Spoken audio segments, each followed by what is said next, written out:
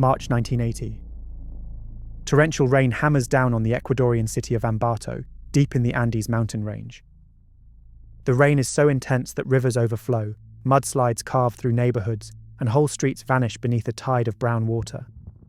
Rescue crews move slowly through the devastation, wading through debris and hauling out fragments of collapsed homes as they search for survivors. Families watch helplessly from the hillsides, waiting for news of loved ones swept away in the floods. But then, amid the tragedy and chaos, something unexpected is found. On the banks of a swollen river, searchers uncover the remains of a young girl. At first, they assume she drowned in the flood, like so many others. But her body tells a different story. She had been brutally strangled, with such extreme violence that her eyes had bulged from their sockets. Then another young girl's body is found. And then a third, and a fourth. 4 young girls, who'd all been assaulted, strangled and murdered in the exact same manner, unearthed from their shallow graves by the storm. For the locals, this horrific discovery confirms what they had long suspected. Because for the last few months, dozens and dozens of young girls between the ages of 8 and 12 had been disappearing across the mountainous regions of Ecuador. Parents and locals had pleaded for the police to investigate what was going on, but had always been dismissed, told that their children had likely just run away. Any reports the police did take seriously, they concluded were the work of the human trafficking and sex exploitation networks that were plaguing the country and its neighbours at the time. But the residents were convinced something else was going on. Parents searched desperately. Posters were plastered on walls, rewards offered, ads placed in newspapers, but none of the missing children were ever found. Until now. So with the discovery of the 4 murdered girls in Ambato, it seems clear to everyone that something much darker than the police had claimed is happening. A serial predator is hunting children across the nation. And within days, he strikes again. Except this time, things don't go the way he'd planned. On March 9th, a man selling trinkets at Ambato's busy market in Plaza Urbina approaches 11-year-old Marie and attempts to convince her to leave with him. But when her mother, Carlina Ramon Poveda, sees him holding her daughter's hand and realizes what's happening, she raises the alarm, screaming out for help. The man attempts to flee, but several vendors chase him down and tackle him to the ground, holding him until the police can come and arrest him. And that man's name is Pedro Alonso López. When officers finally arrive at the scene, Pedro is babbling incoherently. So initially, he doesn't seem like a likely candidate for the prolific and organized predator they had just learned existed. He just seems like a deranged madman. But he isn't. In reality, Pedro is one of the most prolific serial killers in history, and it wouldn't be long before he'd lead the investigators to the graves of 53 more girls he'd murdered, with a confirmed victim total of 110 in Ecuador. Except, he didn't just commit his crimes in Ecuador. Murdering across 3 countries, Ecuador, Colombia and Peru, authorities believe him to have murdered more than 300 girls before his 1980 arrest. With claims that he murdered 2 or 3 girls every single week at his peak, he was even listed in the Guinness World Records as the most prolific serial killer in history, until they removed the category for what I think should be very obvious reasons. As Pedro put it himself, "I am the man of the century. No one will ever forget me." And while most serial killer stories end the same way, an arrest, a trial, the discovery of victims, speculation over motive and other possible victims, Pedro's case is different. Because shockingly, despite the evidence against him and his own confessions, he would only serve 14 years in prison. And by 1998, he walked out of a psychiatric facility and disappeared. And to this day, nobody even knows where he is. Nobody knows whether he's alive or dead. Nobody knows if he's still out there and if he's still killing. This is the story of Pedro López, the monster of the Andes.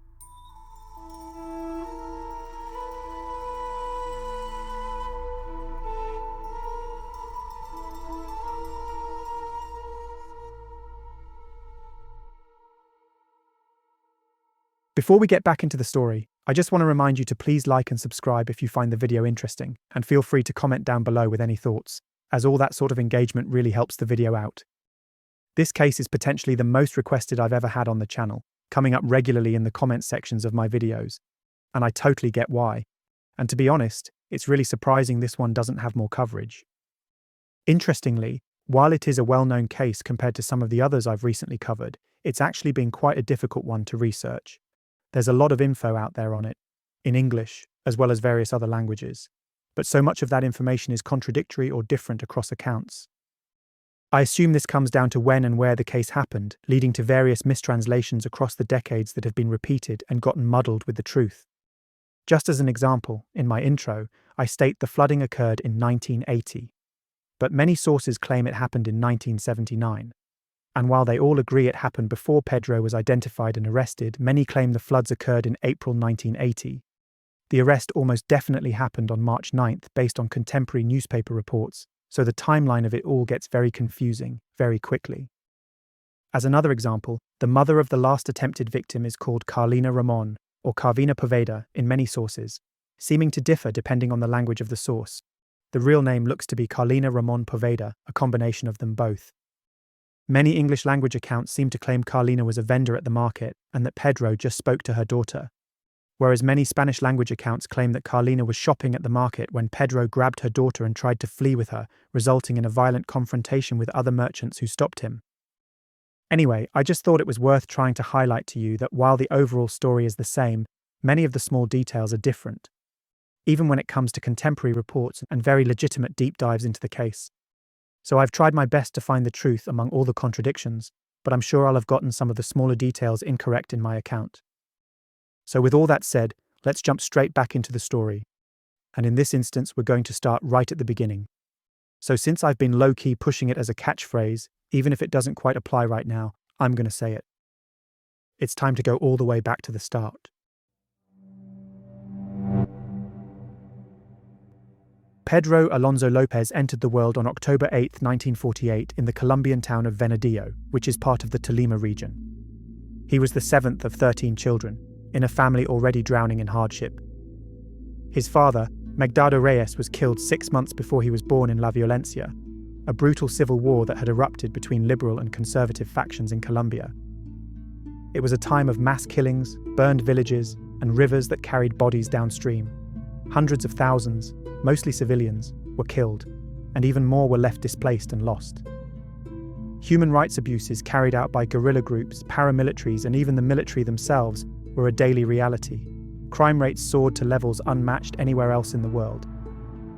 Pedro was born into one of the main epicenters of the conflict, and his life was engulfed in death, violence, and bloodshed from the very beginning. His mother, Benilda López de Castañeda, struggled to provide for her many children and was forced to turn to sex work to feed them. But the family lived in a one-room shack, separated only by a thin curtain. So every night, on one side of the curtain, Benilda engaged in loud sexual activities with her clients. On the other side, her children attempted to sleep, hearing everything.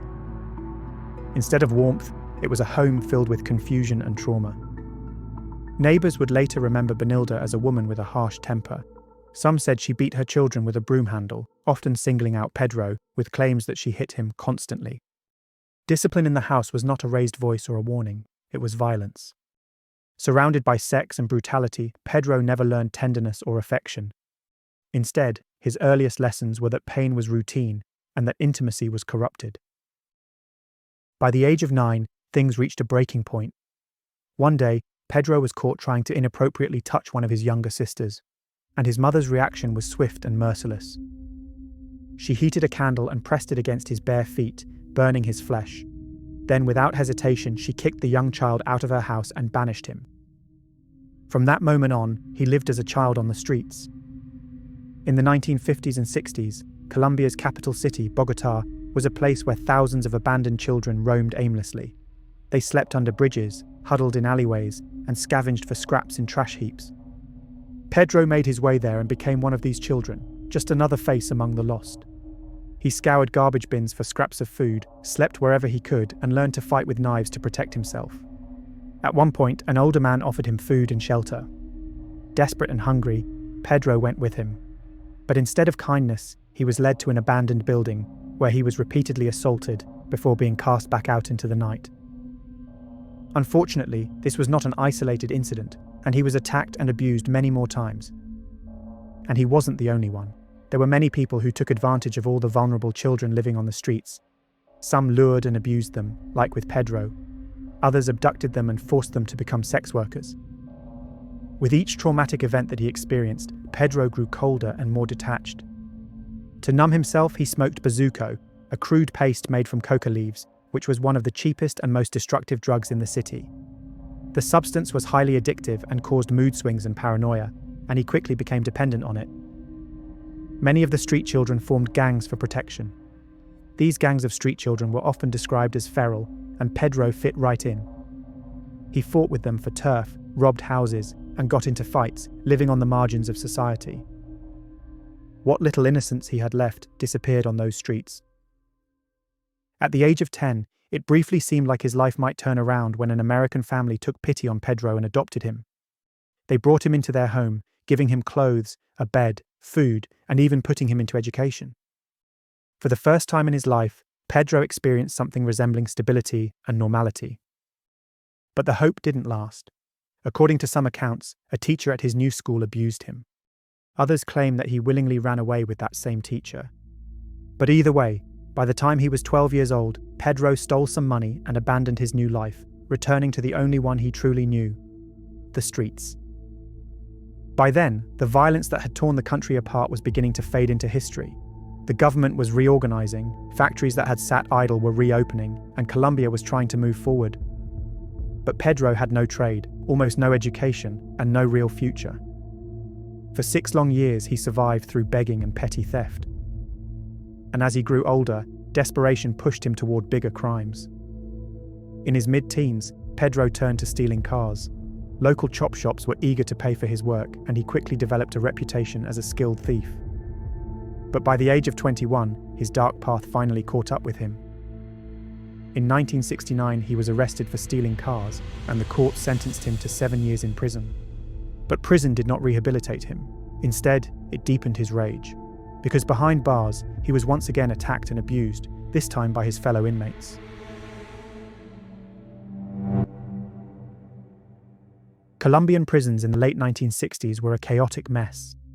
Guards were few, corruption was rampant, and the inmates effectively ran the show. They weren't places of rehabilitation, they were breeding grounds for violence. Overcrowding meant there was no privacy. Smuggled weapons and drugs circulated freely. Fights broke out every day. Those who didn't learn to fight back didn't last long. New arrivals like Pedro were easy targets. He was young, thin, and carried the nervous energy and vulnerability of someone who'd spent most of his life as a victim. To the hardened criminals inside, he was easy prey. 3 older men began repeatedly assaulting and abusing him almost immediately after he arrived. But the Pedro they encountered was no longer the helpless child who'd been thrown onto the streets and forced to fend for himself. He was cold, hardened, and unwilling to be a victim anymore. So he bided his time, and after a couple of months, he struck back. Accounts differ on the precise details, but the outcome is clear. The 3 men who tormented him were found dead. The general consensus seems to be that their throats had been cut with a crude weapon fashioned from prison materials. But however it happened, Pedro murdered all 3 of them. The authorities were faced with a dilemma. In theory, he had murdered 3 fellow prisoners, but in practice, the killings were brushed aside as self-defense in a place where such violence was almost expected. So instead of facing new murder charges, a meager 2 additional years were quietly tacked onto his sentence. It was a small price to pay for the message it sent to his fellow inmates. Pedro was no longer a victim. Within the prison walls, he understandably gained a reputation. Other inmates, who once might have seen him as an easy target, now kept their distance. For the first time in his life, he discovered that murder could shift the balance of power. Later, Pedro himself would admit that this was the moment he realized something about himself, something terrifying. According to him, the act of killing brought him a sense of control, and even a twisted kind of satisfaction. By the time his extended sentence ended in 1978, Pedro had spent nearly a decade behind bars. He entered prison as a petty thief, but he walked out as a killer who'd convinced himself that killing was not only justified, but strangely rewarding. As Pedro put it himself, "When I killed those men in prison, I knew this was my destiny." That revelation would shape everything that followed. When he left prison, he didn't seek a new life, nor did he return to crime for survival. Instead, he set his sights on something larger, something much more sinister. After years of suffering violence, abuse, and humiliation, he was ready to inflict that same suffering on others. Instead of returning to Bogotá to rebuild his life, Pedro drifted south after his release and crossed the high Andes, making his way into rural Peru. And that was where his killing spree truly began. In later interviews, he would frame his murders as a twisted response to his own childhood, insisting that all of his hardship traced back to his mother. According to him, he wanted to steal the innocence of others because he believed his own had been taken from him. "I lost my innocence at 8 years old, so I decided to do the same to as many young girls as I could," he was quoted saying. And although he may have claimed killing became his destiny after murdering his 3 prison attackers, it was exclusively young children he chose to unleash his violence upon. He carefully selected his victims, targeting girls between the ages of 8 and 12, roughly the same age he'd been when his own childhood collapsed. He focused on street children who wouldn't be missed and indigenous children whose disappearances the police were more likely to ignore. He drifted from town to town, focusing on areas where strangers were common and records were practically non-existent. Markets became his scouting ground. He'd approach children in daylight that he felt had the right look of innocence and beauty. Then, he'd offer them something small, a mirror, a trinket, something cheap but tempting, or ask for directions, attempting to convince the child to leave with him. If they hesitated, he'd wait, sometimes shadowing a mother and daughter for days until the right moment presented itself. Then he'd lead the girl away from the crowds, to somewhere isolated where he'd already prepared a grave. Often he reused the same shallow pits, placing 3 or 4 bodies in them before burying them. He followed the same routine every time. He waited until sunrise, before he sexually assaulted his victim and placed his hands against their throats. When the sun rose, he claimed he would then strangle them to death. In his own words, "It was only good if I could see her eyes. I never killed anyone at night. It would have been wasted in the dark. I had to watch them by daylight. It took them between 5 and 15 minutes to die. Sometimes I had to kill them all over again. They never screamed because they didn't expect anything would happen. They were innocent." He would even sometimes slit their throats or wrists after he'd killed them, just to make sure they were truly dead. And he said that sometimes he would return later to continue assaulting their bodies. He later claimed that killing the girls was an act of mercy, insisting that by ending their lives young, he was sparing them from suffering. Disappearances mounted in Peru, particularly around indigenous communities in the Ayacucho region. Families reported their daughters missing, but many cases were filed as runaways or blamed on trafficking rings already known to operate in the region. Pedro later boasted that he'd killed well over 100 girls in Peru alone. And although that number can't be verified, the pattern of missing girls correlating with his time in the area is undeniable. Dozens upon dozens vanished. There were no sightings of them, no ransom notes ever received, and no bodies were ever found. Even though authorities didn't take the disappearances seriously, many of the tribes and villages in the region did, and they began whispering that a predator, a monster, was lurking in the mountains, hunting their children. A man who would soon come to be known as the Monster of the Andes. His mobility was his shield. When one community grew nervous, he just moved on, across a valley, over a ridge, and found a new market, where no one had heard the whispers and warnings yet. The villagers' suspicions were finally confirmed when Pedro was caught trying to abduct a 9-year-old girl in the Ayacucho region. Members of the local community pursued him through the rugged terrain until he was cornered. Believing him to be the one responsible for the disappearances of the hundreds of young indigenous girls across the country, they decided to dish out their own form of justice. The villagers stripped him, beat him, and buried him up to his neck in the earth. Then, they poured honey over his face and neck, intending to leave him for the ants to slowly consume him. For a moment, it seemed that Pedro's reign of terror was about to end right there, in the dirt of the Andes. But unfortunately, fate intervened. A missionary from the United States passing through the region pleaded with the villagers to spare him. She persuaded them to hand him over to the Peruvian authorities to face legal punishment for his crimes. The villagers reluctantly agreed, but when he was handed over to the police, they didn't actually have any evidence that he was a serial killer. All they had were the suspicions and the word of indigenous villagers, who were often dismissed and ignored at the time. And this instance was no different. The police didn't arrest Pedro. They didn't charge him with any crime. They didn't even investigate the accusations against him.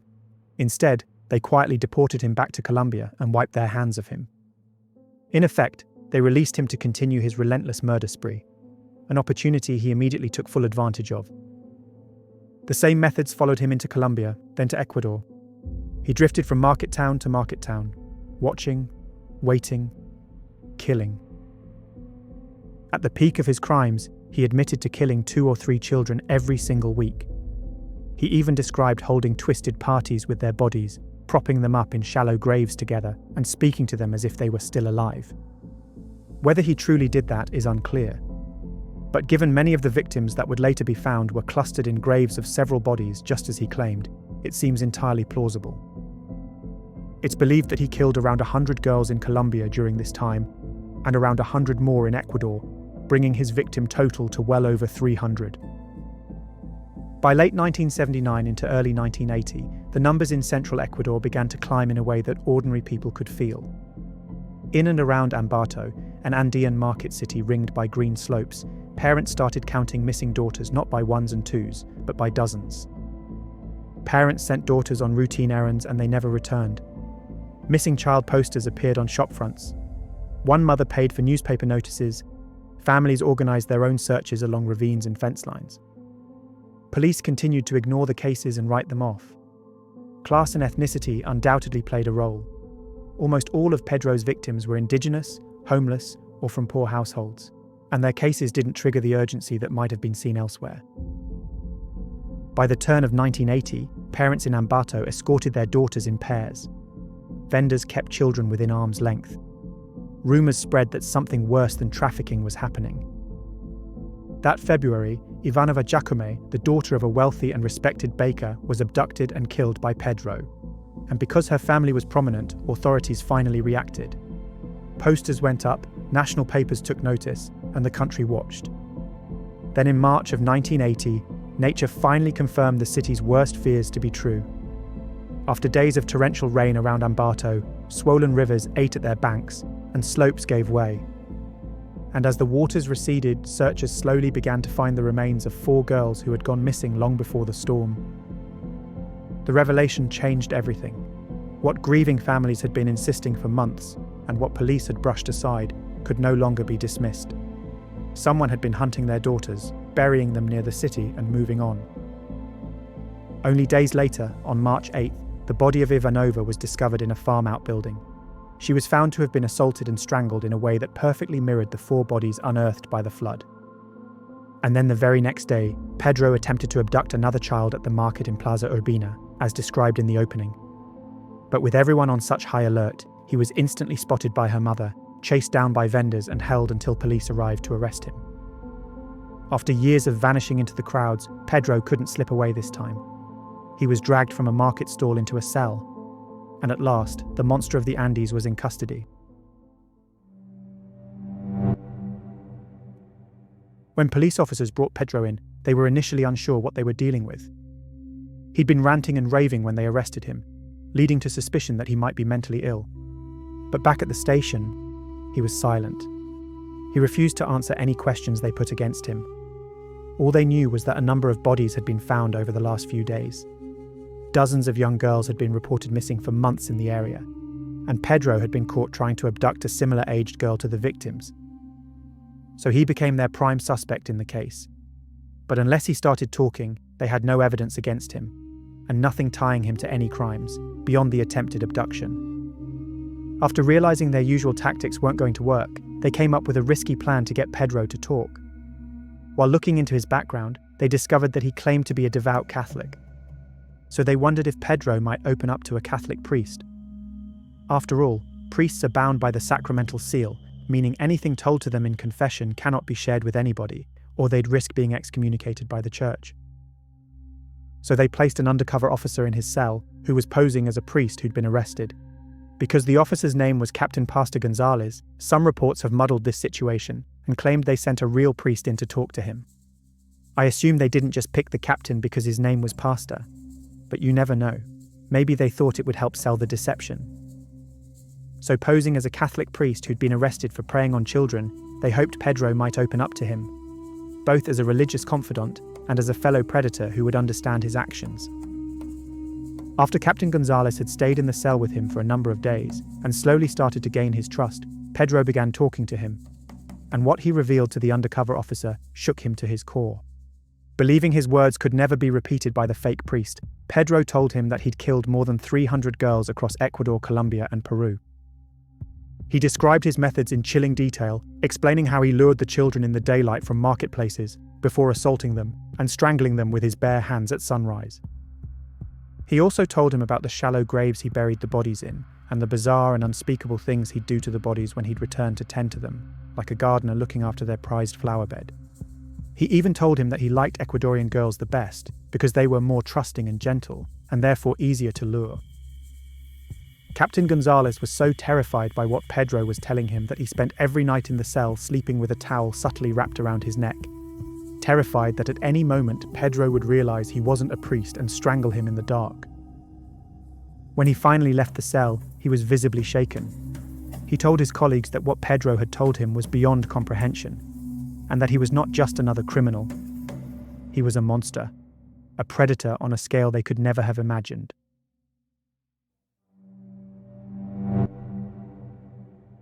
The claims Pedro made were so overwhelming and insane that the investigators didn't initially believe them. But when confronted with the fact that his cellmate had been a police officer all along, Pedro didn't backtrack on his story. Instead, he doubled down and told them that if they doubted his claims, he would prove he was telling the truth. So a few days later, he was shackled in leg irons and escorted out of the police station to lead officers to his alleged grave sites.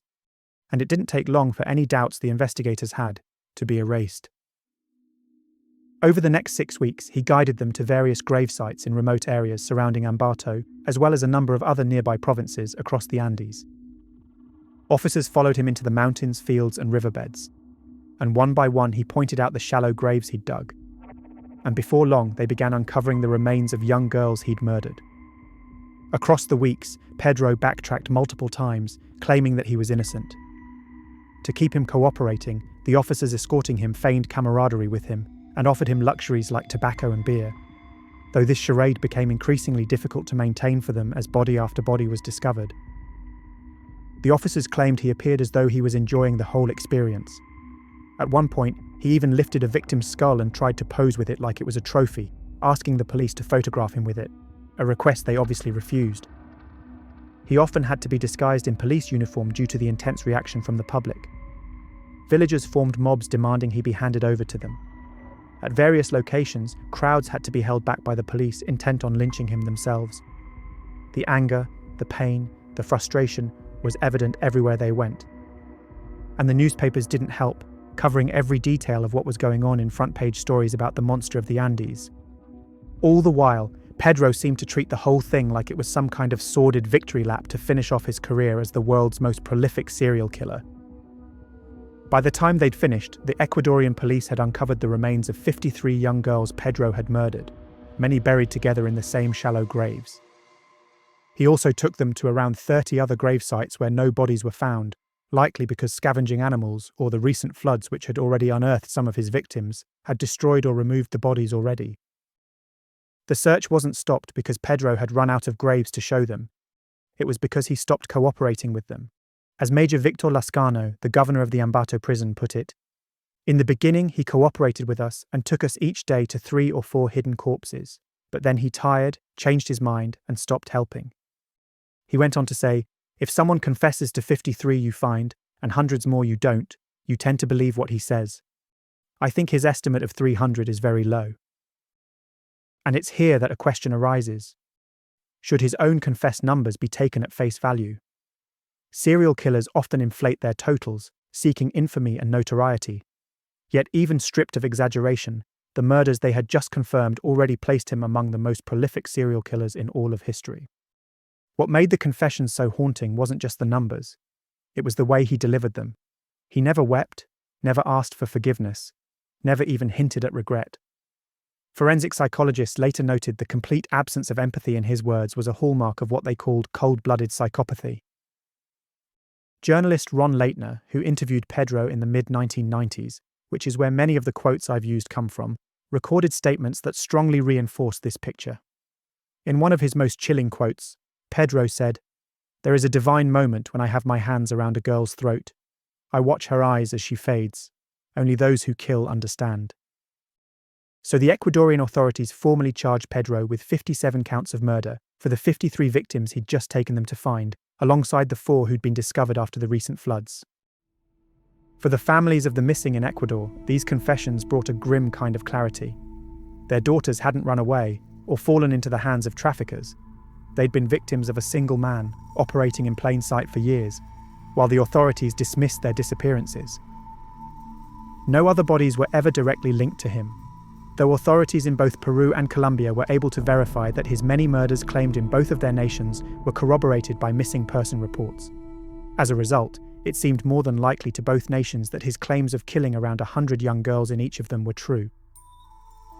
Regardless, even the most conservative estimates of his total victim count left no doubt. The monster of the Andes had committed atrocities on a scale that defied comprehension.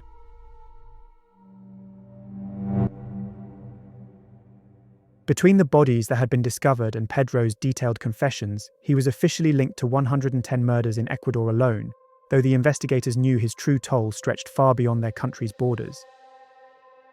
In July of 1981, Pedro pled guilty before a courtroom crowded with reporters and families of the many victims. And as a result, he was sentenced to the maximum penalty possible. However, at the time, Ecuadorian law didn't allow consecutive terms for murder and capped punishment at a fixed maximum. There was no death penalty. There were no life sentences. Whether a defendant killed one victim or 100, the ceiling was exactly the same. 16 years. Just 16 years. That's what the man found guilty of 110 murders of young girls was given. A man believed to have murdered more than 300 children. 16 years behind bars. The public was outraged. To families of the victims, the verdict felt like an insult. They wanted justice for their daughters, not to see the most prolific serial killer in history walk free in 16 years' time. But that was the most time he could be legally given, so that was the sentence he got. Pedro was initially held in Ambato before being moved to Quito's Garcia Moreno prison. Because relatives of his victims had placed a $25,000 bounty on his head, Pedro spent most of his sentence in solitary confinement. He rarely spoke to guards or other prisoners, living out his days in near-total isolation. He returned to his old ways of smoking bazuco and gave no indication that he felt any remorse or regret for what he'd done. Psychiatrists who assessed him described him as having a severe antisocial personality disorder and completely lacking empathy. According to their evaluations, he was a psychopath through and through. In 1992, he gave his only ever interview to Ron Leitner of the National Examiner. But before he would agree to answer any questions, he made a disturbing request. He told the warden that he hadn't touched a woman in nearly 12 years and would only do the interview if he could touch the hands of the warden's daughter. Reluctantly, the warden agreed. So with armed guards pointing their guns at him, the young woman stepped forward and extended her hands. Pedro then held her hands in his, running his fingers across her wrists. He later told Ron that at 26, the warden's daughter was far too old to actually interest him. Casually discussing his crimes in shocking levels of detail with Ron, he bragged that he was the man of the century and that he'd soon be a free man again. Strangely, he sometimes spoke about his victims as though he cared for them. He referred to them as my dolls and insisted he was sparing them from misery. He didn't even try and hide his intentions for after his release, openly declaring, "The moment of death is enthralling and exciting. Someday, when I am released, I will feel that moment again. I will be happy to kill again. It is my mission." But despite his statements, on August 31st, 1994, he was released from prison, not even serving his entire 16-year sentence, leaving 2 years early for good behavior. As you can imagine, the release triggered outrage across Ecuador. So in order to stop him from being hunted down and killed by mobs, he was immediately escorted to the Rumichaca border bridge and deported to his home nation of Colombia. Interestingly, Colombian authorities had long expressed their own desire to prosecute him for the 100-plus murders he allegedly committed there. And unlike Ecuador, if he was found guilty in Colombia, he would almost certainly be imprisoned till the day that he died. So after taking him into custody, Colombian prosecutors reopened their files and looked for any murder or disappearance that matched his known pattern, quickly linking him to the deaths of several girls in Tolima during the late 1970s. But the case then took another bizarre turn. In 1995, rather than facing trial, Pedro was declared legally insane by a Colombian court and transferred to a psychiatric hospital in Bogotá. Doctors argued that his mental condition made him not fully responsible for his actions. and to grieving families, it felt like yet another betrayal. For 3 years, Pedro remained in that hospital. Then, in 1998, a second evaluation reversed the earlier ruling. Doctors now declared him sane, and with that, he was released back into the public. The conditions of his freedom were almost laughable. Pedro was asked to pay the equivalent of about $50 in bail, a trivial sum considering the scale of his crimes. He was also ordered to check in with the authorities once a month.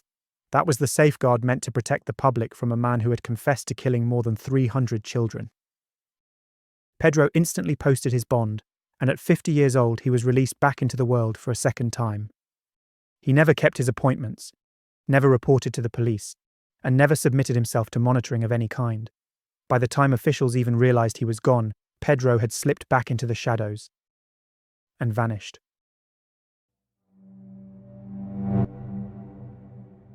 After hearing about his release in Colombia, Major Victor Lascano, governor of Ambato prison where Pedro spent most of his sentence, gave a stark warning. God save the children. He is unreformed and totally remorseless. This whole nightmare may start again. Many felt the same way. Pedro never showed any signs he'd changed, or even that he regretted a single one of his murders. To the contrary, he openly boasted that he would continue killing once he was released. When he left the hospital, Pedro immediately went to visit his mother, a woman he hadn't seen in decades. When she found him at her door, she assumed he had come to kill her. But instead, he demanded that she kneel so he could bless her. When she refused, insisting that it was a mother's role to bless her child, he begrudgingly dropped to one knee himself. Their brief reunion ended with cruelty. Pedro stripped her home of her only possessions, her bed and her armchair, and dragged them outside, threatening to burn them unless someone bought them. So a neighbor handed over a small amount of cash to him. Pedro pocketed the money and walked away. The final confirmed sighting of Pedro after his release occurred on September 22, 1999, when he appeared at a Bogotá government office to renew his national ID card, which shockingly, he was somehow able to do without triggering any kind of alert. The exchange was logged in official records, and then Pedro was never seen again. For the families of his victims, the thought of him walking free was unbearable. Carlina Ramon Poveda, the mother who had raised the alarm when Pedro tried to abduct her daughter in Ambato, spoke for many when she said, "He won't live long. It will be a kindness to the world for someone to murder this fiend. The monster of the Andes won't last long on the outside. Maybe that is why we haven't heard of more missing girls. Perhaps someone, even the police in Colombia or Ecuador, have already killed him. If they have, I hope they made him suffer." Rumors of sightings spread across Colombia, Ecuador, and Peru. Citizens phoned radio stations and reported to the police whenever someone even resembling him appeared in their towns. Officers in border regions and throughout the Andes even carried photos of him in their wallets to help them identify him in case they ever crossed paths with him. Ecuador's Minister of Prisons, Pablo Figuero, was questioned about why such a monster had been released. He admitted bluntly, "Yes, it does sound strange, but that is our law." He explained that Ecuador's prohibition on executions and long sentences dated back more than a century, originally meant to prevent the brutal killings of deposed presidents during revolutions. The law seemed humane, he said. But that humane law meant that one of history's most prolific serial killers had walked free. By 2002, fears of fresh killings by Pedro reignited when Colombian authorities asked Interpol to issue an international warrant for his arrest. 2 new child murders in Tolima bore disturbing similarities to his old methods. So whispers spread through the public and the press. Had the monster of the Andes started killing again? But the warrant yielded nothing. No sightings, no arrests, no confirmation of his whereabouts. And 3 years later, the Interpol notice was quietly deactivated. What followed was a vacuum, filled with speculation. Some claimed Pedro had been spotted wandering through small towns in central Colombia, living as a beggar. Others insisted he had been quietly executed, either by vigilantes seeking revenge or by police who preferred to eliminate him rather than face the shame of another failed prosecution. A persistent rumor held that he was still alive and living in Tolima, the region where he was born. Hiding in plain sight, his identity known only to locals too afraid to speak. The uncertainty only deepened in 2012 when another case shocked Colombia. The murder of a 12-year-old girl in Tunja. Her body was found strangled, and though police never tied Pedro directly to the crime, rumors spread quickly. For many, the brutality of her death felt too familiar. It was exactly the kind of killing the monster of the Andes had once confessed to committing hundreds of times. Officially, there was no evidence, but unofficially the possibility kept his name alive. Even his mother insisted he was still alive, telling reporters, "I know he hasn't died." Other relatives of mine appeared to me in the form of a presence after they died, but he didn't. I know he's still out there somewhere. Criminologists have long argued that Pedro would never have stopped killing if he was still alive. Serial offenders of his kind, those driven by compulsion rather than opportunity, almost never do. As one investigator bluntly put it, the only way he stopped is if he was stopped by death. For a while, Guinness World Records listed Pedro as the most prolific serial killer of all time, attributing over 300 victims to him. But in 2006, they removed the category from their books after drawing criticism that it turned murder into a competition. Still, the record books didn't need to name him. His legacy was already cemented. Pedro had become a symbol of two things: the horrifying depths of human cruelty and the catastrophic failures of justice systems unable, or unwilling, to protect the most vulnerable. But perhaps the most chilling part of Pedro's story is that it does not have an ending. Nobody knows what happened to him after his release. The list of people who wanted Pedro dead was probably in the thousands. Villagers who'd spent years living in fear of the monster of the Andes. Families, relatives, and loved ones of the many, many victims. Members of the police who felt the justice system had failed them. Hell, anyone who felt like the murderer of more than 300 children didn't deserve to live, let alone have his freedom. The tragedy of Pedro's story is not only in the staggering number of children he murdered, but in the systemic failures that allowed him to disappear. Ecuador's weak sentencing laws, Colombia's psychiatric loopholes, and the repeated dismissal of indigenous and poor victims all played a part. 3 countries failed their most vulnerable, and because of those failures, the monster of the Andes was able to simply slip into the shadows, both before his arrest and after it. Whether he was quietly killed in revenge, died in obscurity, or continued murdering in anonymity, nobody truly knows. The only thing we can say for certain is that Pedro López confessed to hundreds of killings, led police to dozens of graves, and then walked free. If he is still alive, Pedro would be in his 70s now. But it seems hard to believe that a killer with such an intense bloodlust, who almost certainly would have carried on killing, could have continued living unnoticed over the decades since he vanished. If he was still alive, if he'd even survived more than a couple years after his release, it seems hard to imagine there wouldn't be an endless string of missing girls and dead bodies he was responsible for. But then again, part of the reason Pedro's crimes were able to be dismissed for so long was because the places he hunted in were already drowning in violence and death, thanks to civil wars, traffickers, cartels, and warlords. In such chaos, a monster like Pedro could vanish into the noise, his murders hidden among countless others that would never be solved, and would barely even be acknowledged by the authorities. So if Pedro survived and if he continued killing, then the nightmare possibility is this: his true body count could stretch into the thousands. Ultimately, whether he's dead or alive, the shadow, the ghost of Pedro, still haunts the Andes. If he is gone, the mountains of the Andes kept the secret of his death. And if he's not, those same mountains are still keeping the secret of his victims.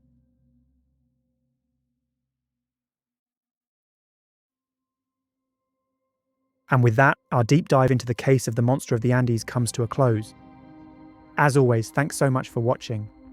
If you found this video interesting, please like and subscribe and do all that sort of stuff that tells the algorithm gods it's worth pushing the video out and showing it to others. I would say to hype the video too, but given I have no idea what that means, I don't really see the point. Anyway, as I said up front, Pedro's case has been requested a lot of times in the comments section, so I hope I was able to tell it in a way you all found interesting. It's kind of an odd one in a research sense. It's pretty well known, yet the facts and details are really hard to verify. There's different information all over the place, and there really isn't much in the way of contemporary sources or records available. I'm surprised there isn't more out there about it, to be honest. From what I can see, there is only one serial killer with more officially confirmed victims than Pedro in all of history, and he just so happens to also be Colombian. His name is Luis Garavito, and I'm actually not familiar with his story at all, so if you'd like me to start researching it for a video, then let me know down below. If you want to support my channel further, there's a membership option here on YouTube and a Patreon linked down in the description as well. So until next time, you have been watching The Mystery Abyss.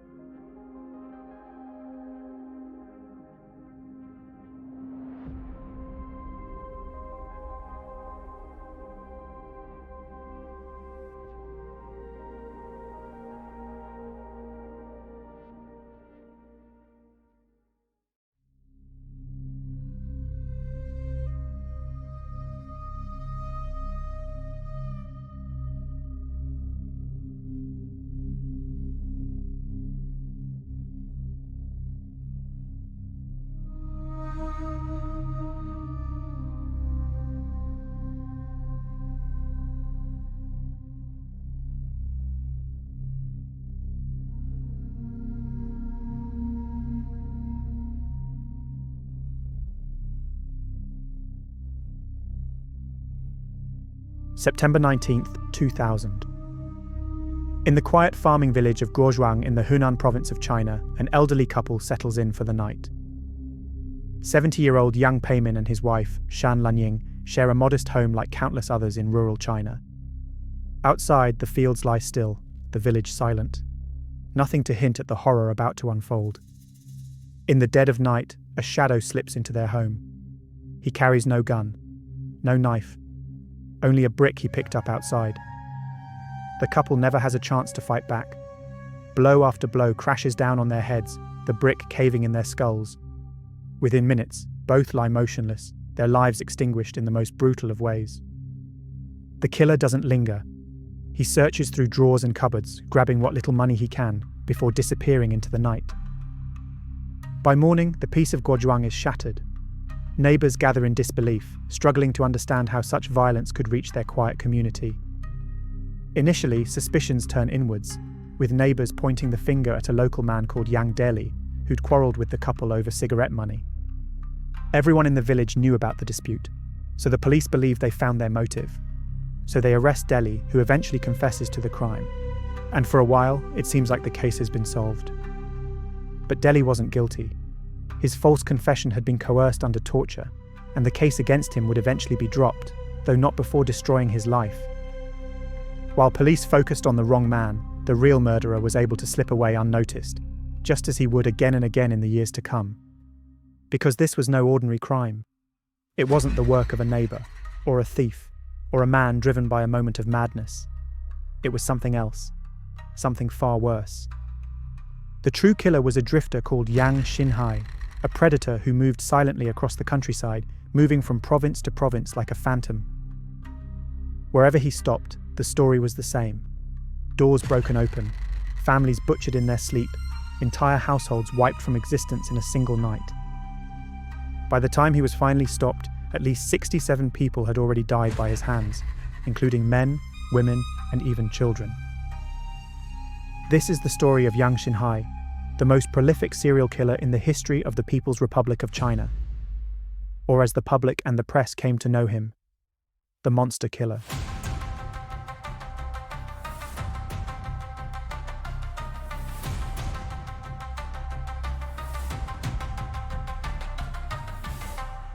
Yang Xinhai was born on July 17, 1968, in Zhengyang County in the Hunan province, in a small farming village of roughly 1,000 households. Most families there were poor, but the Yangs were among the poorest. His parents, Zhongguan and Xiaoyun, barely scraped by, raising 6 children in a 2-room mud brick house. Food was scarce, and money was even scarcer. They were so poor that they had next to no furniture, and only turned on the lights when they had visitors. Clothes were worn until they fell apart. Nothing was wasted. Xinhai was their 3rd child and his mother's favourite. He was quiet, polite, and respectful. He was well liked in the village, and from an early age he showed signs of being intelligent and talented, so much so that he was skipped straight into 2nd grade when he attended elementary school. He was particularly good at drawing. His paintings were famous around the village, which gave his father an immense sense of pride in his son.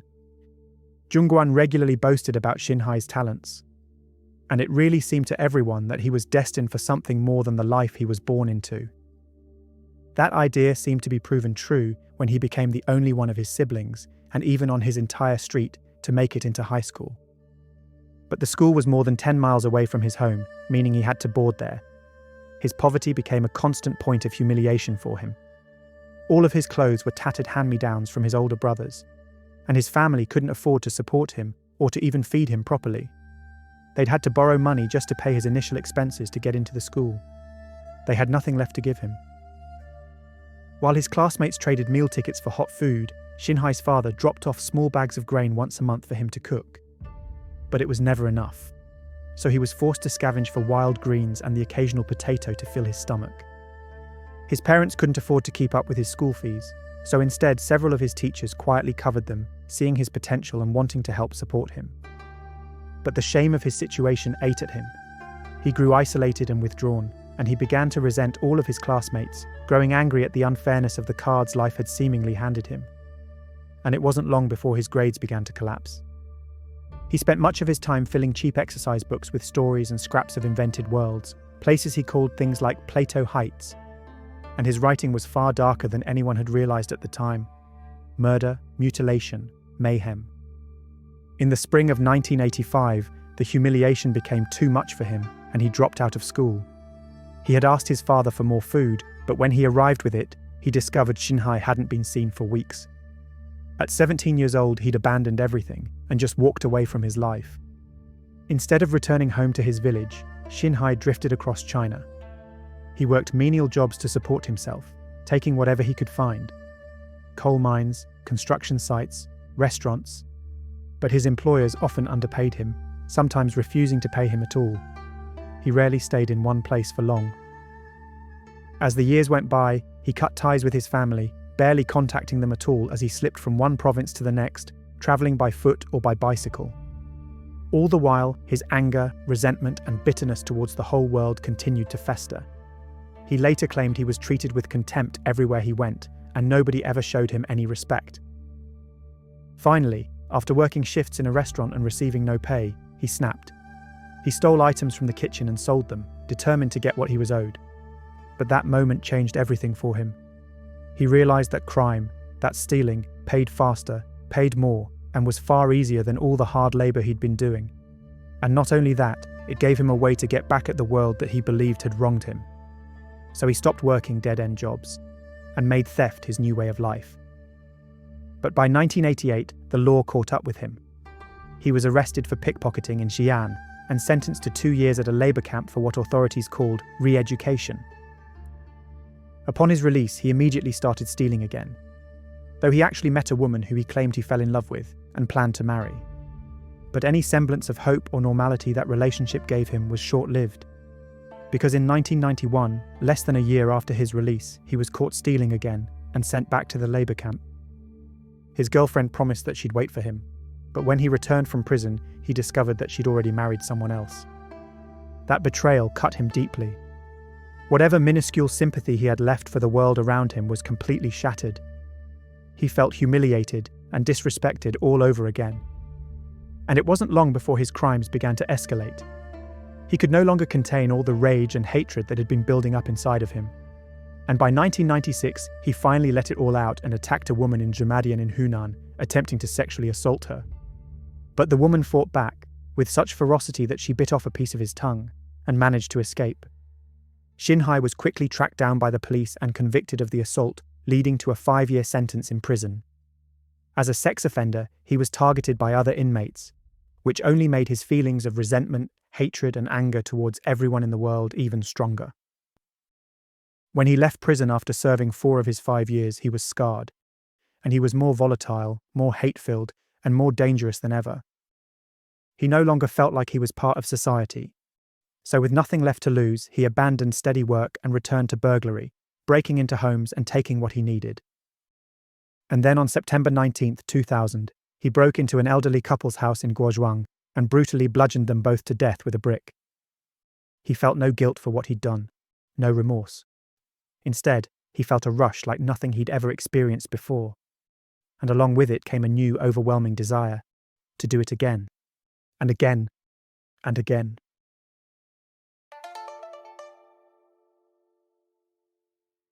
Just weeks after he committed his first murders, Xinhai struck again.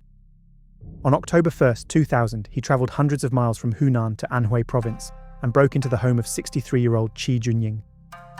Her two grandchildren, 7-year-old Zhang Yatao and 12-year-old Zhang Yateng, were staying with her that night, but that didn't deter Xinhai.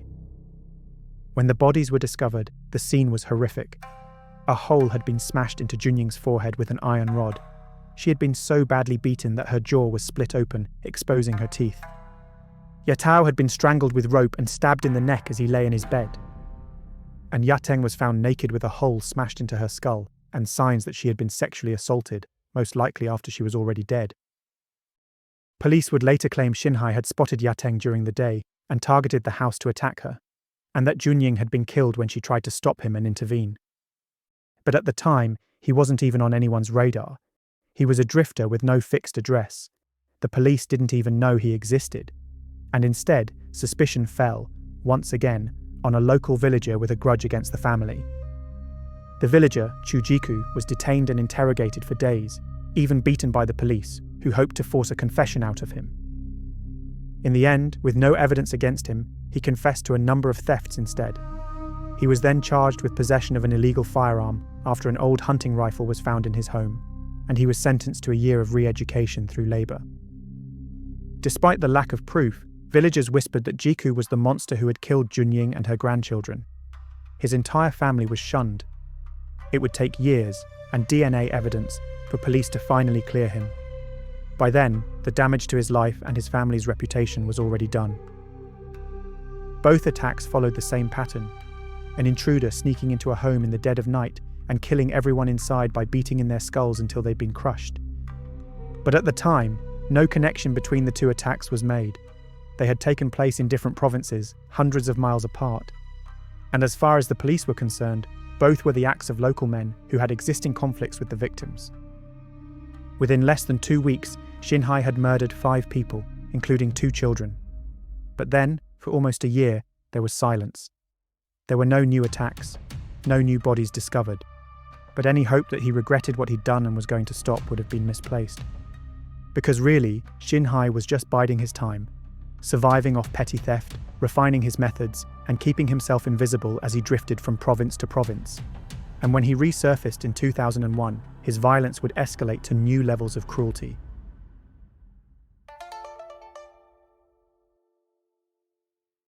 Young Xinhai didn't kill on impulse. He watched his victims, sometimes for days or weeks, waiting for the perfect moment to strike. That moment arrived on the night of August 15th, 2001. In a small farmhouse in a village in Linying County, 42-year-old Chu Yungxian was asleep alongside her 14-year-old daughter, Liu Feifei, and her 11-year-old son, Liu Jitong. At around midnight, Xinhai broke into the house. With an iron hammer, he smashed their skulls until gaping holes formed in their foreheads. Before he left, he assaulted Feifei's body and stole around 100 yuan in cash. The family were discovered by the children's grandmother. Her screams drew the village out to the farmhouse, and it wasn't long before police flooded the area, convinced the killer had to be someone nearby. Like with the previous attacks, police immediately assumed the killer would be a local who had a personal issue with the family. Though unlike those cases, there was no clear scapegoat to blame the murders on.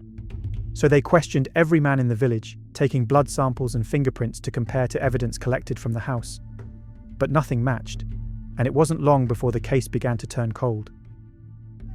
After the attack, Xinhai drifted east across Hunan to Kanglu Township in Xihua County. One night in September, he forced his way into a modest home there and bludgeoned the 2 people inside, Bai Guiying and Geng Oigang, with another hammer.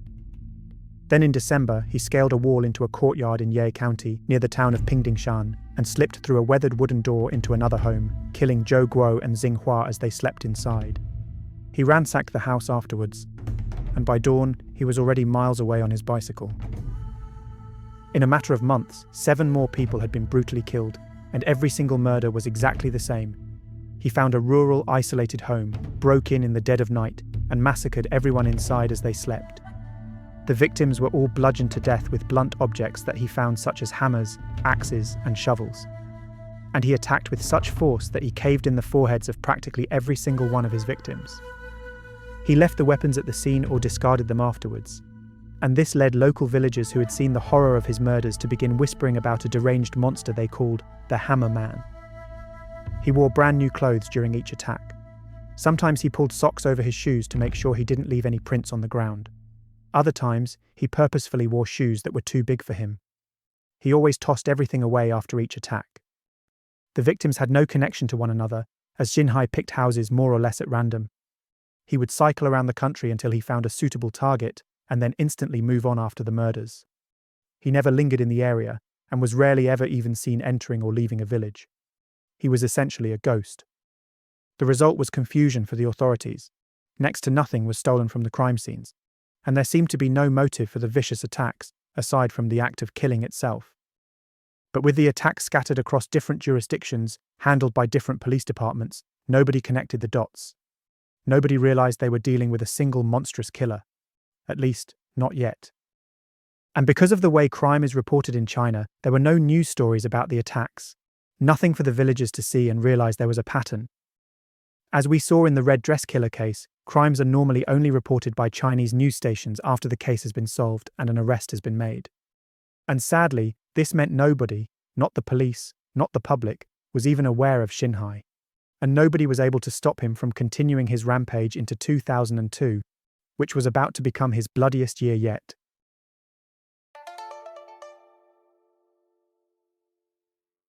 By the start of 2002, nobody realized they were dealing with a single killer. Yang Xinhai had already wiped out entire households, yet he remained invisible. And with no one even aware he existed, he was about to escalate his crimes beyond anything China had ever seen. On January 6th, in Saiping County in Hunan, Xinhai slipped into a family home under the cover of darkness. By morning, 5 people were dead. Among them was a mother whose body he violated after death. Less than 3 weeks later, on January 27th, he struck again in Tongsu County. 3 more people were killed, and once again, a young mother, just 32 years old, was sexually assaulted post-mortem. In June and July, 2 more families were annihilated, 4 people in Joku and another 4 in Nanyang, including several children as young as 12. Each scene was the same: skulls caved in by his iron hammer, deep holes punched into foreheads, bodies broken beyond recognition, men, women, children, slaughtered. Almost every woman and girl, regardless of age, was assaulted, usually after death. By autumn, Xinhai was no longer waiting months between his attacks. He was moving constantly, drifting from one village to the next, and wherever he stopped, households were wiped from existence. On October 22nd, in Jaihu village in Xiping County, a farmer called Fang Chunhe and his 6-year-old daughter, Fang Junli, were killed in their sleep. His wife, Wu Qinghua, was also attacked. She was pregnant at the time, and although she survived, she suffered catastrophic head injuries and lost her baby. As you might expect by now, the investigating police initially insisted the murderer had to be someone who lived nearby in the surrounding villages. They launched door-to-door sweeps and even took palm prints and fingerprints from thousands of men within a 5-kilometer radius, but none of that brought them any closer to stopping Xinhai. Part of the reason detectives seemed to always assume it was a local man who had committed the murders was because of the unusual locations the crimes took place in. Xinhai always targeted remote villages, with poor access. There was no trace of anyone arriving or leaving, because he either walked or cycled vast distances and remained hidden in the shadows until he attacked. As a result, it was typically assumed someone from nearby was responsible for the crimes. Just 2 weeks later, on November 8th, he struck again. This time in Gaoli village in Shanghai County. 4 members of the Sun family were slaughtered, with a 5th victim surviving with devastating injuries. Every woman he encountered that night was assaulted. 8 days after that, he had moved into Weishi County. In Liuzhuang village, 65-year-old Zhang Guihua and her 14-year-old granddaughter, Liu Huang, were both bludgeoned to death, with Huang being found to have been assaulted after death. And then only 3 days later, on November 19th, Zhang Kanzhong and Jia Tini were killed in their beds in Shiguai village in Linying County, their skulls smashed in until their foreheads collapsed inward. In 4 weeks, Xinhai had claimed more than 10 lives across 3 different prefectures. Every crime scene was practically identical, and with such relentless frequency, the authorities finally began to connect the dots and realized that these were not isolated incidents involving neighborhood disputes. The detectives from Xiping, Linying, and Shanghai began comparing notes on these new cases and almost immediately realized that they were the work of a single serial killer. So the Henan Provincial Public Security Bureau convened a meeting and formed a new task force. They called it the 815 Series Murder Investigation, named after the earlier massacre in Linying the previous year. The profile they built was narrow. They believed the killer was a drifter, a man aged between 25 and 40 from a poor background, with a history of burglary, robbery, or sexual assault. But the forensic picture was thin. Xinhai had gone to great lengths to cover his tracks. Alongside wearing socks over his shoes, and shoes that were too big, he wore gloves to avoid leaving prints. He discarded his weapons after each attack, with various hammers being found at crime scenes. He even ejaculated into cloths to avoid leaving viable semen samples. Most of the time, only trace evidence remained. The odd hair, a smear of blood, a partial footprint. It wasn't much, but now that the detectives had finally begun to compare files, they realized these fragments all belonged to the same man. They just needed a match. So they pulled fingerprint cards from more than 30,000 ex-prisoners, and they collected blood samples from recently released labor camp inmates, and when those men couldn't be found, from their parents. But nothing matched the traces from the scenes. Somehow, even though Xinhai fit the profile perfectly, he wasn't identified at this stage. And because of that, he remained free to keep on killing.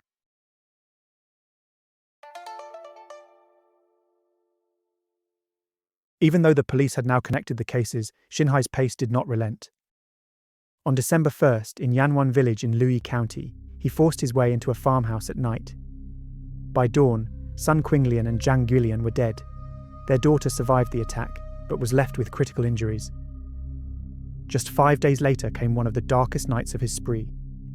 In Luizhuang village in Saiping County, the Liu family were preparing to move into their new home. But before they had the chance, Xinhai slipped into their home while they slept, and armed with a hammer, he killed Liu Jianwei, his wife, their young son and daughter, and Jianwei's mother. The only member of the Liu family who survived that night was 68-year-old Liu Zhongyuan, Jianwei's father. He had been staying in the unfinished house, which the family planned to move into on December 9th. When Zhongyuan returned at first light, he walked into a scene of carnage.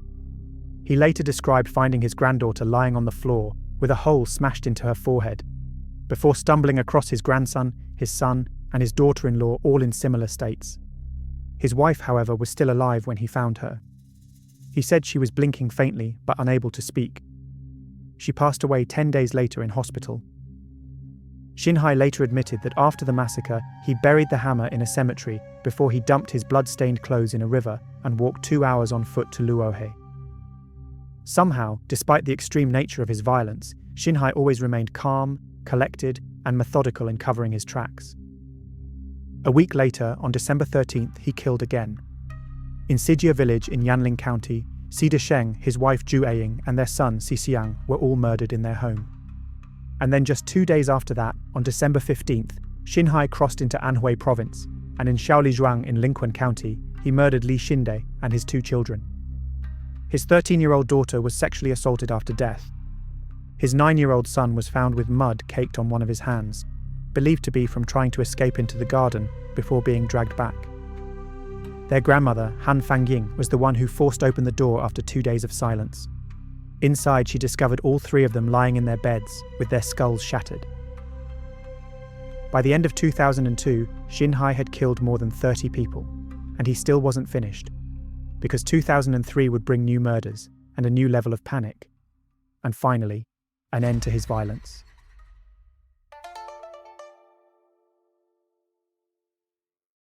By the turn of 2003, the task force had a profile, but not a name. Fear in rural villages was intense. Communities organised night patrols, keeping watch over households. Even if the press wasn't allowed to cover the case, it was an open secret that a ruthless serial killer was attacking rural households and butchering families. A monster killer. The police even began handing out leaflets containing details of their profile in various villages. But they didn't stick them on walls or publish the information in the news out of fear of both spooking their killer and spooking the wider Chinese public. They even offered substantial rewards for help identifying their phantom. According to the police, public tips flooded in, Sometimes they received more than 100 reports in a single month at just one single township station. But despite all of this, Xinhai continued killing. On February 5th, in Kuzhuang Township in Jiangcheng County, he slipped through a door after midnight, and by morning, 3 more people were dead. Once again, they'd all had their foreheads smashed in, and a woman had been sexually assaulted. A 4th victim was left barely alive. 13 days later, on February 18th, 4 more people were killed in an attack in Qiying Township in Xihua County, with 2 women having been assaulted. However, this attack occurred close to a township seat rather than in a remote village, which caused the investigators to worry that their killer was about to change up his tactics and make it even more difficult to identify him or predict his next move. Then on March 23rd, he claimed another 4 lives and sexually assaulted another woman in Chengguan Town in Minquan County. And again, it was not an isolated rural location like they'd seen in the past. By now, the attacks almost felt procedural to the investigators. A neighbour or relative would walk into a house and find an entire family bludgeoned to death, with their foreheads smashed open by a hammer or similar weapon left at the scene. There'd only be trace evidence left behind: socked prints or different-sized shoe prints, partial smears of blood or partial fingerprints. No semen, despite women having been assaulted, almost always after death. Men, women, children, nobody spared, aside from the occasional victim who somehow survived their horrific bludgeoning. The 815 task force set up road checks, canvassed in nearby villages, and continued to issue quiet warnings to the increasingly panicked public. But Xinhai still wasn't deterred. He began sleeping rough in fields, avoiding roads entirely. He stole to eat, even being chased off once while stealing, by strangers who never realized they were scolding the deadliest serial killer in the country. Thankfully, according to his own account, as angry as it made him, he left without harming any of them. Then on April 2nd, he crossed into Shandong. In Sanlijai village, he scaled a wall and broke into the house of a newlywed couple. Li Yongning and Chen Mangyun had only been married for 100 days, and Mangyun was 3 months pregnant. Xinhai brutally murdered them both, caving in their skulls. But then, there was silence. Through late spring and early summer, there were no new attacks. And then came August 5th. That night, in Lidao village in the Hebei province, he stole an axe from a neighbouring house and used it to kill Sun Shengjun, his wife Li Jishu, and their 15-year-old daughter, Sun Yuanyuan. He left the axe at the door as he left, tossing his gloves on the ground beside it. Just 3 days later, he killed again. In a village near the city of Shijiazhuang, he wiped out all 5 members of the Wei family: Wei Xianzeng, Fan Yuhua, and their 3 children, Yuji, Yuhui, and Yubind. In 26 separate attacks across 4 provinces, Xinhai had murdered at least 67 people, with several others left severely injured, and many of the victims having been sexually assaulted. And by this point, the authorities were growing desperate. With police across all 4 provinces now sharing information, they generated a massive list of potential suspects. Because they were confident their killer was a drifter who'd already spent time in prison, they were sure he would be somewhere on someone's system. For the first time, Yang Xinhai appeared among their suspects. They were particularly interested in anyone with a criminal record who was often away from home. When Xinhai's village was canvassed, his father, Yang Zhongguan, admitted his son hadn't been back in years. That made him a clear match to the profile. So they took Zhongguan's blood to compare with their trace samples from the scenes. Zhongguan didn't have any idea what was going on at the time. He hadn't heard from his son in years, and he never could have imagined what the boy he once boasted about for his intelligence and artistic talent had become. But the forensic results were inconclusive. They couldn't confirm Xinhai as their killer, but they couldn't rule him out either. Meanwhile, Xinhai himself kept drifting north, slipping between checkpoints, hiding among Hebei's market towns. By this point, he was officially the deadliest serial killer in modern Chinese history. But in the end, it wouldn't be forensics or police work that caught him. It would be luck. Pure chance. Nothing more than Xinhai being in the wrong place at the wrong time.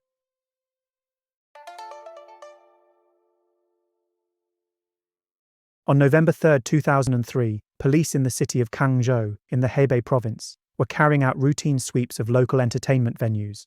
They were looking for petty crime, gambling, theft, loiterers, that sort of stuff. Among the people they questioned was a thin, restless man with no identification on him.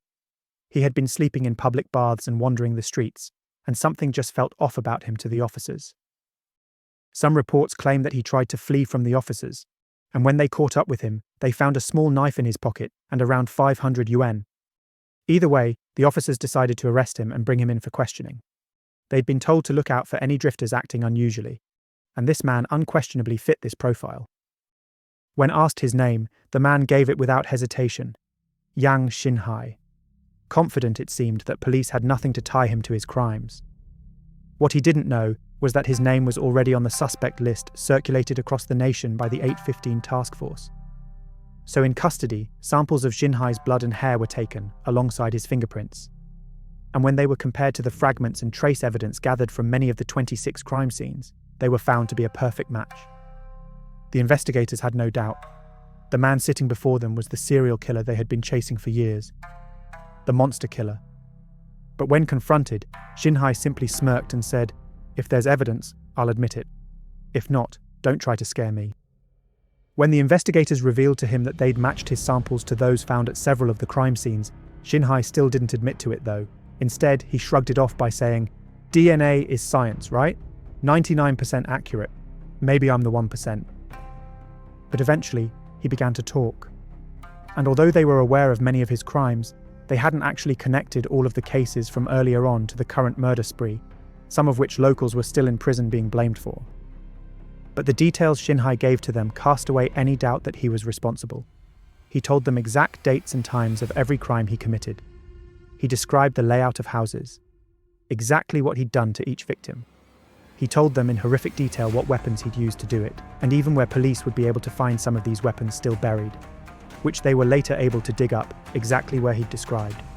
Every date, every name, every location matched their case files. He even explained his various methods for avoiding detection to them, such as wearing the shoes that were too big for him, or how he ejaculated into cloths. When asked why he chose his victims, his answers were chilling. He told them there was no real reason. He just picked houses that were isolated and went dark early. He initially claimed that he was motivated by anger towards the woman who had left him years before. Other times, he spoke about society with hatred and disdain, describing it as something he had no interest in being part of. But eventually, he admitted the terrifying truth to them. That really, he just did it for the thrill of it.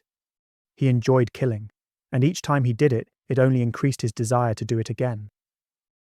While he was awaiting trial, he even told fellow inmates that killing was ordinary and nothing special when they'd asked him why he'd killed so many people. His guards later noted how warm he was toward them, which I find weirdly unsettling. They claim he thanked them profusely for food or for something as simple as clean clothes, telling them, "No one had ever treated me like that." I don't have any sympathy for the man, but you've got to admit there's something profoundly sad about that. While in custody, doctors also confirmed that Xinhai had contracted HIV, likely from one of his victims. Police never revealed when this had happened, or whether any survivors may have been infected.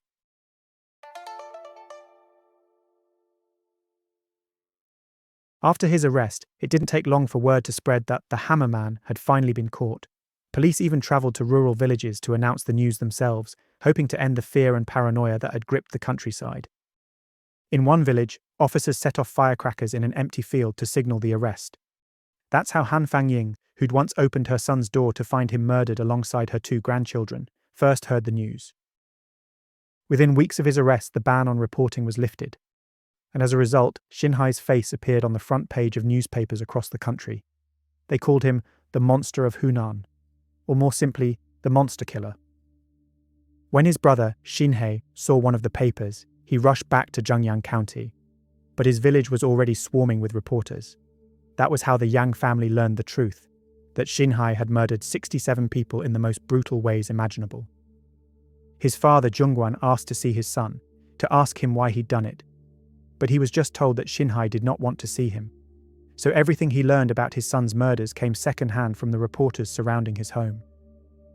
In February, Zhongguan sent some new clothes to the detention center where his son was being held, but the clothes were returned to him 3 days later, with a note that told him Xinhai's sentence had already been carried out. He was dead. And that's because justice moves quickly in China. On February 1st, 2004, Xinhai's trial was held at the Luohe Intermediate People's Court. He arrived in chains for a closed hearing that lasted less than an hour. As he entered the courtroom, he smiled at one of the prison guards before thanking him for taking care of him over the past few weeks. Xinhai showed little emotion as he admitted to his crimes, and he discussed them with a disturbing level of detachment, likening his murders to slaughtering chickens or ducks. He showed no signs of regret, no signs of remorse, no signs that he was anything more than the monster he was being described as in the press. So he was found guilty of all 67 murders, 23 sexual assaults, and 10 counts of serious assault, and sentenced to death.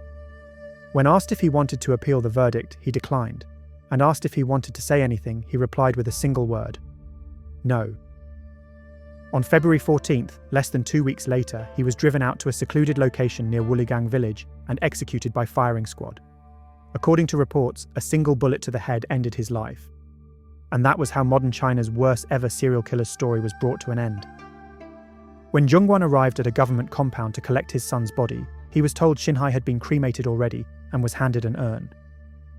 He refused to take it, and Xinhai's ashes were never collected. Back in Zhengyang, neighbours avoided the Yang family. Conversations ended when they walked by.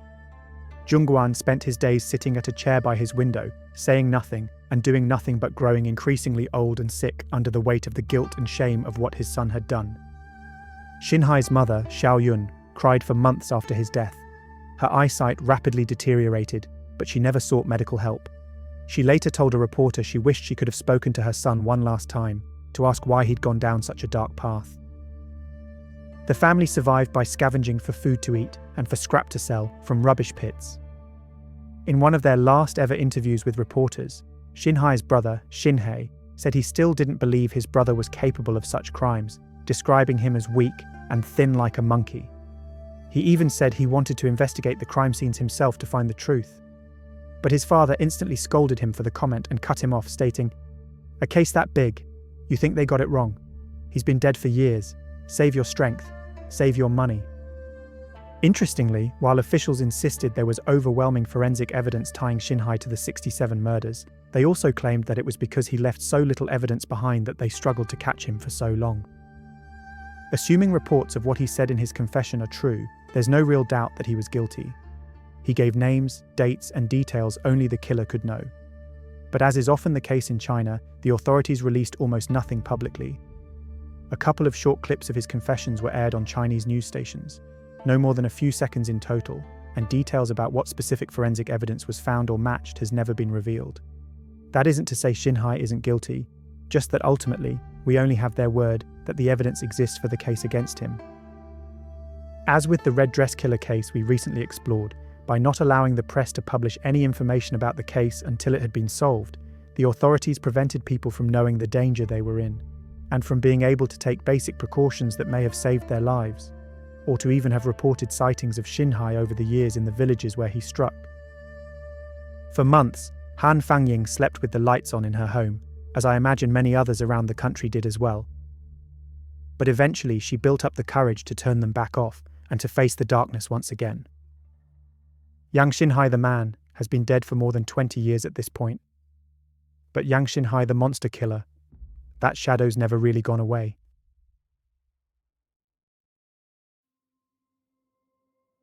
And with that, our exploration of China's most prolific modern serial killer case comes to a close.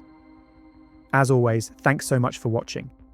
If you found this video interesting, don't forget to like and subscribe, and to do all that other stuff that feeds the algorithm gods whatever the hell it is they need to judge the video as worthy.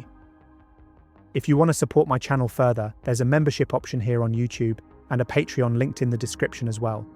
I don't have much to offer in the way of perks, so it's really more of a gesture of support at this point.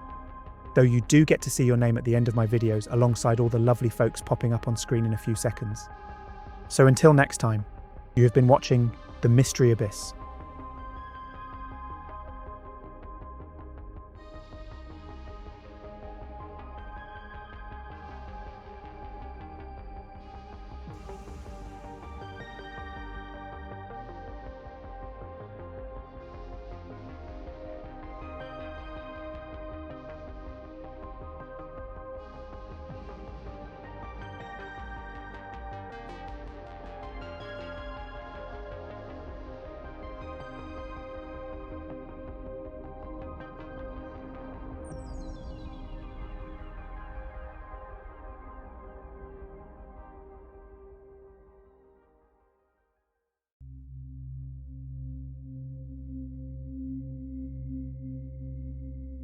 September 16th, 1995.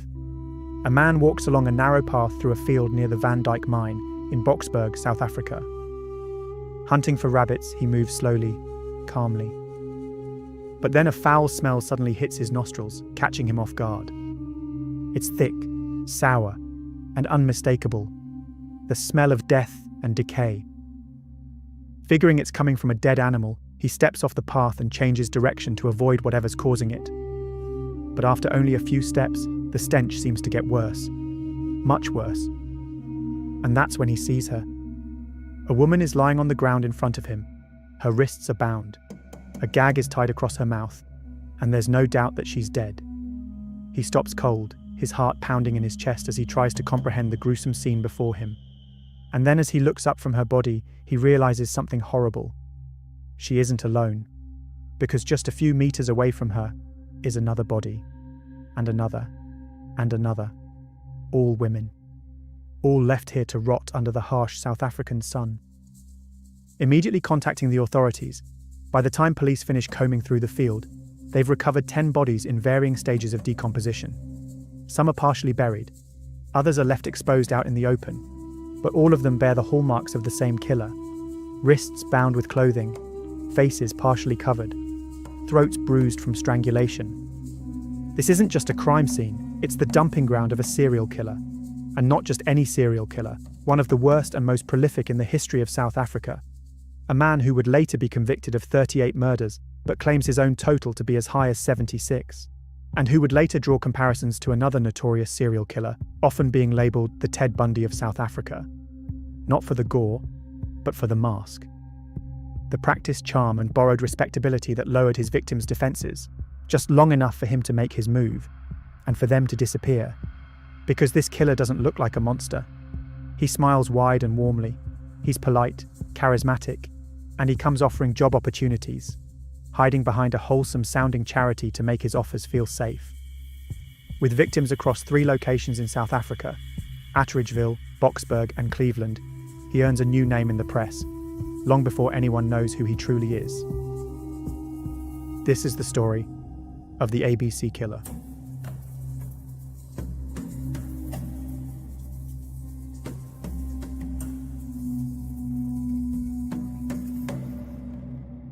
A year before the discovery at the Van Dyke mine, the Cleveland area of Johannesburg had a problem the police couldn't ignore.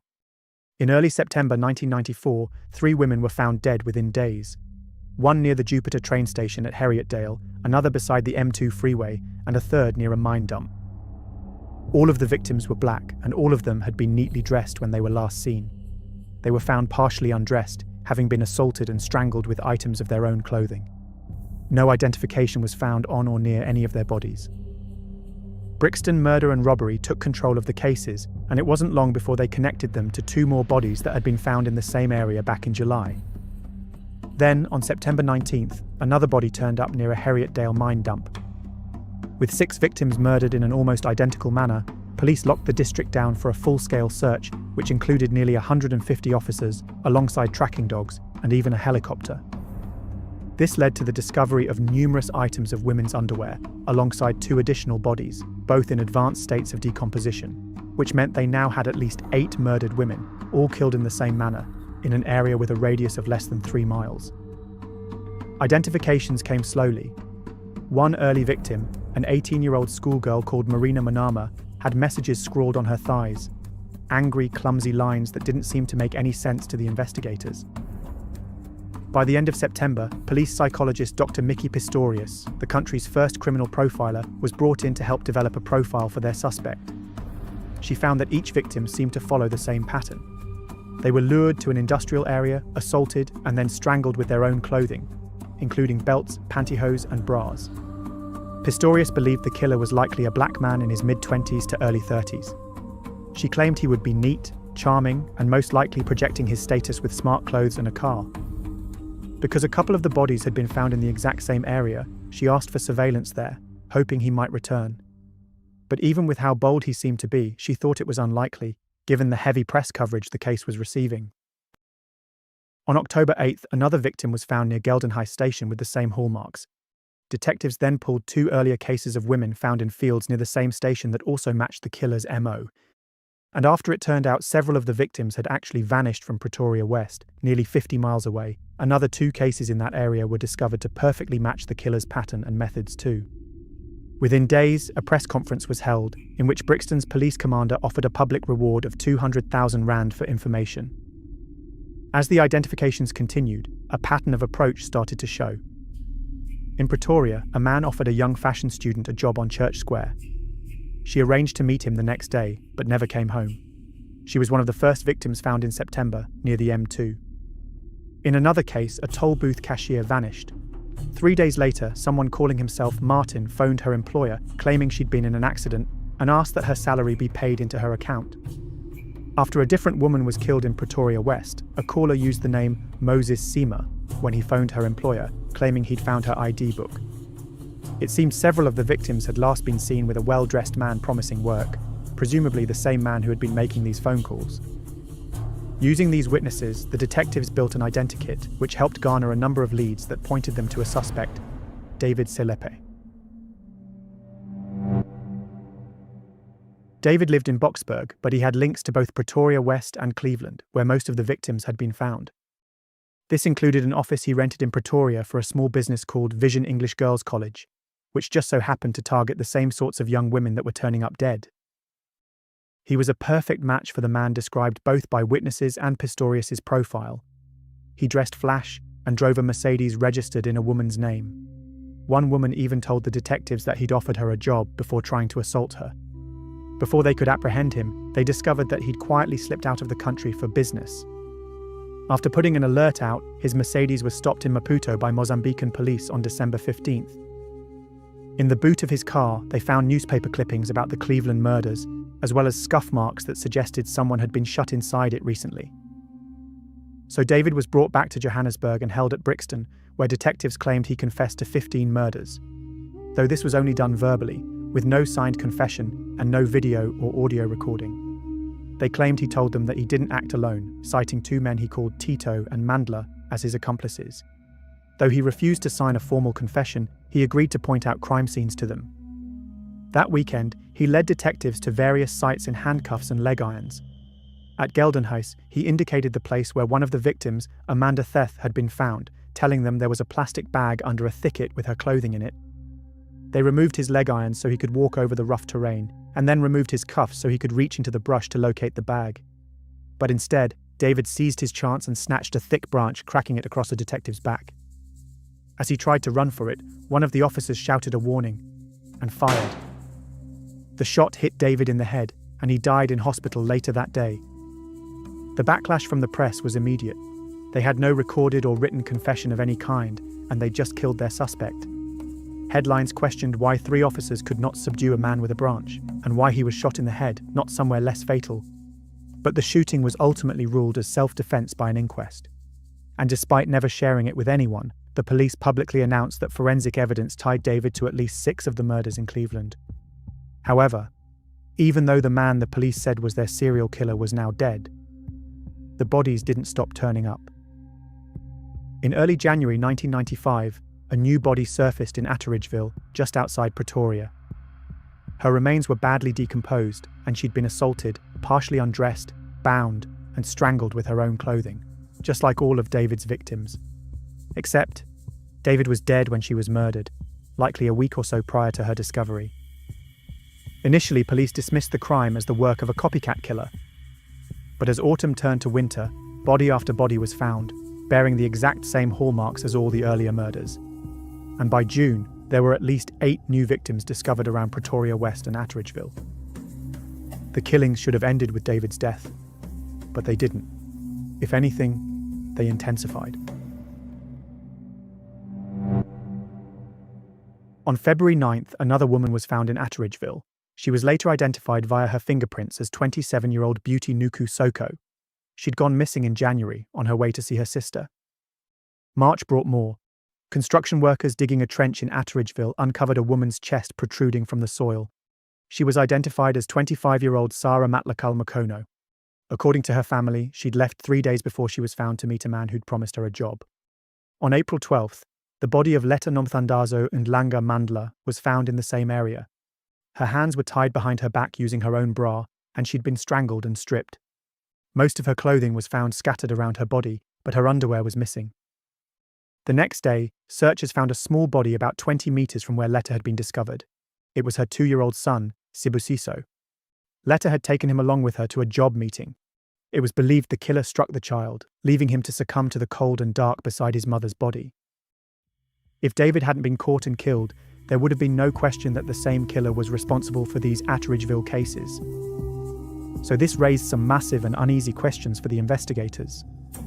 Was this new killer one of the accomplices David had mentioned? Or did they have the wrong man with David, allowing the true killer to continue hunting in a new area? In mid-May, 29-year-old Esther Moshibudi Manetja was found in a field in Pretoria West. Like the other victims, she'd been strangled with her own clothing, and her lower body was exposed. And this pattern repeated again and again. In June, a woman was found against a tree with a garrote twisted from her underwear and handbag strap.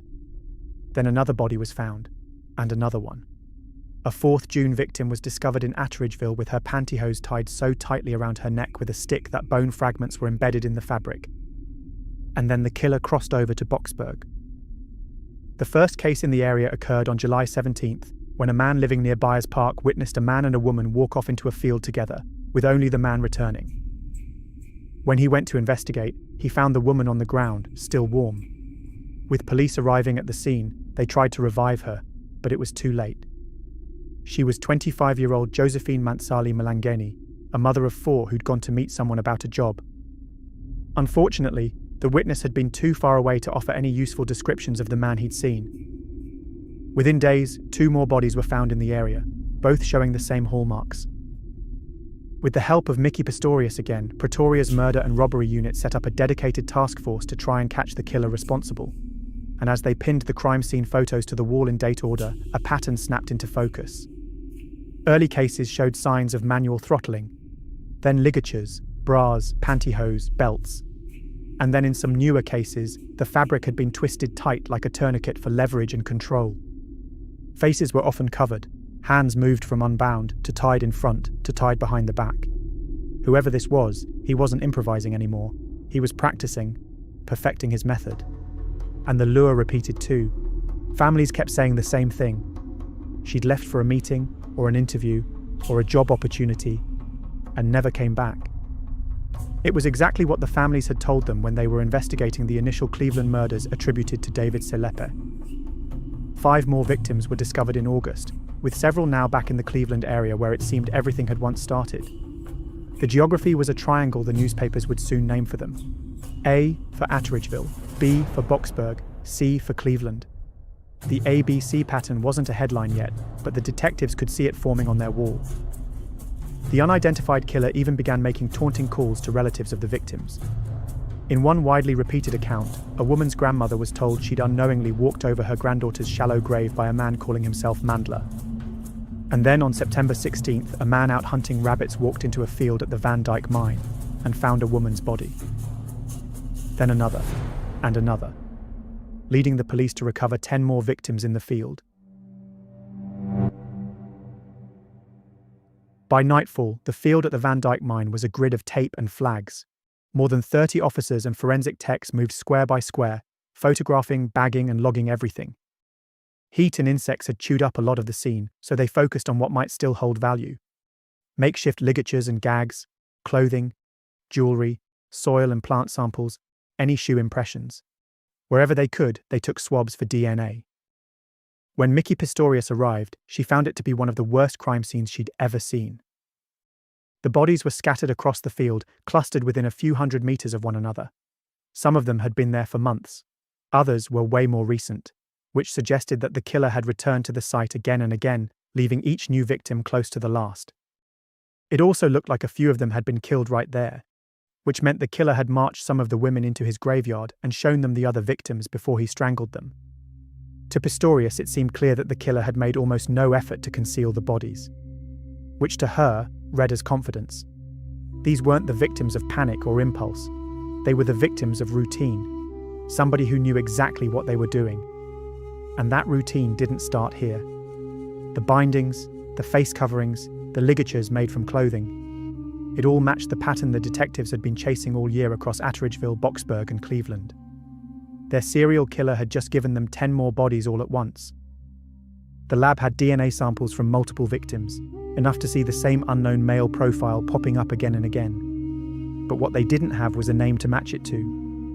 In fact, they didn't even have a single suspect yet. Pressure spiked as the story jumped from local to national news. Patrols were increased around open fields, and detectives worked in shifts at the operations room, pushing every small lead. To try and help solve the case, Pistorius reached out to retired FBI agent Robert Ressler, having previously met him at a conference. If you don't know who he is, I talk about Ressler a lot on this channel, because he comes up a lot in serial killer cases, alongside his fellow FBI profiler John Douglas. Ressler and Douglas were some of the first criminal profilers, and were instrumental in helping catch countless serial killers over the years. When he arrived in South Africa, Ressler visited the key dump sites, studied crime scene photographs, and reviewed autopsy reports. This helped him build an initial profile of the suspect, who he described as intelligent, organized, and sexually driven. He also believed the killer was growing in confidence, making him more dangerous with every crime he committed. He was convinced that the crimes pointed to a single, evolving killer, rather than a partnership as the detectives had feared. His victim selection also seemed consistent. He targeted predominantly women in their 20s or early 30s who were well-dressed and often unemployed or between jobs. Many of them were actively seeking work, perhaps making it easy for him to lure them to isolated locations with the promise of employment. Ressler believed the killer likely bore a personal grudge against a specific woman, rooted in his past, and that he was replaying his act of revenge with each of his victims, a theory that would later prove to be unnervingly accurate. Ressler's profile was remarkably similar to that of the Cleveland serial killer, which again raised concerns, given the overlapping crime scenes and similar murders, that David Selepe was not actually responsible for those murders. So the National Commissioner of the Police asked Ressler and Pistorius to examine the case against David. Ultimately, they concluded that David was likely involved in the Cleveland killings, and that this was an entirely new killer that they were hunting. A killer who was growing bolder and more arrogant by the day. The only real clue the task force had was the job interview lure families kept mentioning. Over and over, the accounts were the same. The women had been on their way to job interviews when they vanished. Most of these supposed positions were vague, the details sketchy at best. No one could say for certain who the employer was, or where these interviews were supposed to be held. At least that was the case, until the murder of Amelia Rapidale. Because among her belongings, detectives found an application form for an organization called Youth Against Human Abuse. According to her family, a man from the group had offered her a position and had arranged to meet her on the very day she disappeared. And this time, he had a name. Moses Sithole. The phone number on the form led officers to Wattville, where they met a woman called Kwasi Sithole, Moses' sister. But she told them she hadn't seen her brother for a long time and didn't know where he was. Then came another confirmation. One of the women found in the Van Dyke minefield was identified as 31-year-old Trifina Magotsi, who'd worked at a children's care home in Benoni. Her colleagues told police that just before her disappearance, a man calling himself Moses Sithole from the charity Youth Against Human Abuse had come to the care home, offering employment opportunities. So when Trifina didn't show up for work the next day, her colleagues assumed she'd accepted his offer. It wasn't until her mother arrived a few days later in a frantic state that any of them realized something was wrong. When they ran the name in their system, there were a lot of matches, as it was a fairly common name. But there was one specific Moses Sithole who had a prior sexual assault conviction against him. So they printed out his mugshot and showed it to Trifina's co-workers. Without hesitation, they told them he was the man who'd come to their workplace. And so within 24 hours, Moses Sithole's face was on front pages all across South Africa. The ABC killer was no longer a phantom. He was a truck washer, a self-styled youth counsellor, and now a fugitive. By the time police were able to track down where he was living, Moses was already gone. He'd seen his face on the news and knew it wouldn't be long before they came for him. But despite the extensive press coverage and his identity being revealed to the nation, he didn't stop killing. Only a week after the Van Dyke discovery, the body of 21-year-old Agnes Mbuli was found near a railway stop outside Benoni. And that very same day, a man called the newsroom of the Star paper and asked to speak to reporter Tamsin de Beer. When she answered the phone, he told her that he was the ABC killer everyone was looking for, and he wanted to confess what he'd done. Before we continue with what happened next, now that we know who the killer is, it's time that we go back to the start and find out how we actually got to this point. Moses Sithole was born on November 17, 1964, in a small town just outside of Johannesburg. He was the fourth of 5 children, raised by Simon and Sophie Sithole, a black family struggling through the oppressive years of apartheid in South Africa. Life became even harder for them when Simon died. Because with no steady income, Sophie struggled to feed and clothe her children, and her sadness soon turned into a growing dependence on alcohol. And before long, she began physically abusing her children. Eventually, she made a desperate decision. She took all 5 of them to a police station, told them not to reveal that she was their mother, and left them there. So they were all sent to live at an orphanage. For 3 years, Moses claims he and his siblings endured physical mistreatment from the people who were supposed to care for them at the orphanage. Things got so bad that he felt he had no choice but to make an escape. Fleeing the orphanage, he ran straight to his mother, but she refused to take him in. Instead, she delivered him right back to the orphanage he told her was abusing him. As you can imagine, being rejected for a second time by the one person who should have protected him and loved him unconditionally left deep emotional scars. After being transferred to another children's home, Moses escaped again. This time, he hitchhiked his way to Gauteng to stay with his older brother, Patrick. With Patrick barely able to support himself, Moses took on whatever work he could get to survive, including working in dangerous gold mines. Outwardly, he seemed polite, intelligent, and friendly. His good looks and warm smile garnered attention from young women, and he was even known to help street children, perhaps seeing a reflection of his own childhood in them. But beneath the surface, resentment was festering, particularly towards women, presumably influenced by the way he'd been abused, abandoned, and rejected, both by his mother and his carers at the orphanages. And then, in 1987, at the age of 22, Moses finally let his rage pour out and attacked his girlfriend's sister, Patricia, near an abandoned mine. But Patricia never reported the assault to the police, too afraid of the consequences after he threatened her. And this lack of accountability encouraged Moses to do it again, and then again, and again. And every time, his victims remained silent, believing his threats that he'd kill them if they told anybody. By his mid-20s, he'd refined a tactic that would later become his hallmark, posing as a businessman offering employment. One target, a woman called Doris Swakamisa, met him at Germiston train station for a supposed interview. Moses led her along a shortcut through a field before he pulled out a machete. He then bound her hands with her own underwear and assaulted her. But unlike the later crimes this attack foreshadowed, he didn't kill her. And in this instance, Doris did not remain silent. She reported what had happened to the police, but she didn't even know his real name, making it difficult for them to track him down. But fate intervened when she spotted him in a shop a couple of weeks later. Officers from the Cleveland Police Department arrested him, and while being transported to the station in the exact same car as Doris, he was heard saying to her, "Bitch, I should have killed you." Moses insisted that he was innocent, but the prosecution was able to gather enough evidence to prove otherwise. And in the end, he was sentenced to 7 years in Johannesburg's Boksburg prison. While he was incarcerated, both his mother and one of his sisters died, which only further fueled his anger, especially towards Doris, who he blamed for his imprisonment. If his hatred towards women had been overwhelming before, now it was all-consuming. In 1993, while still behind bars, Moses began corresponding with a woman called Martha Ndlovu after meeting while she was visiting a relative in the same prison. She was initially reluctant to talk to him, but his letters eventually persuaded her to meet up with him after his release. According to his own account, he endured severe abuse from his fellow inmates in prison. But upon his release after serving just 4 of his 7 years, he claimed he was determined to put it all behind him and start over. He blended quickly back into society. His good looks and charm made it easy for him to convince people he was a friendly, respectable man. He even managed to win over Martha's parents and convince her to let him move in with her. Her brother gave him work in the family's car repair shop, and by December 1994, his first daughter, Bridget, was born. But in reality, nothing had changed for Moses. The resentment, anger, and hatred that he'd felt since his childhood hadn't magically gone away. He'd just gotten better at hiding it, at creating a public mask of smiles and laughs.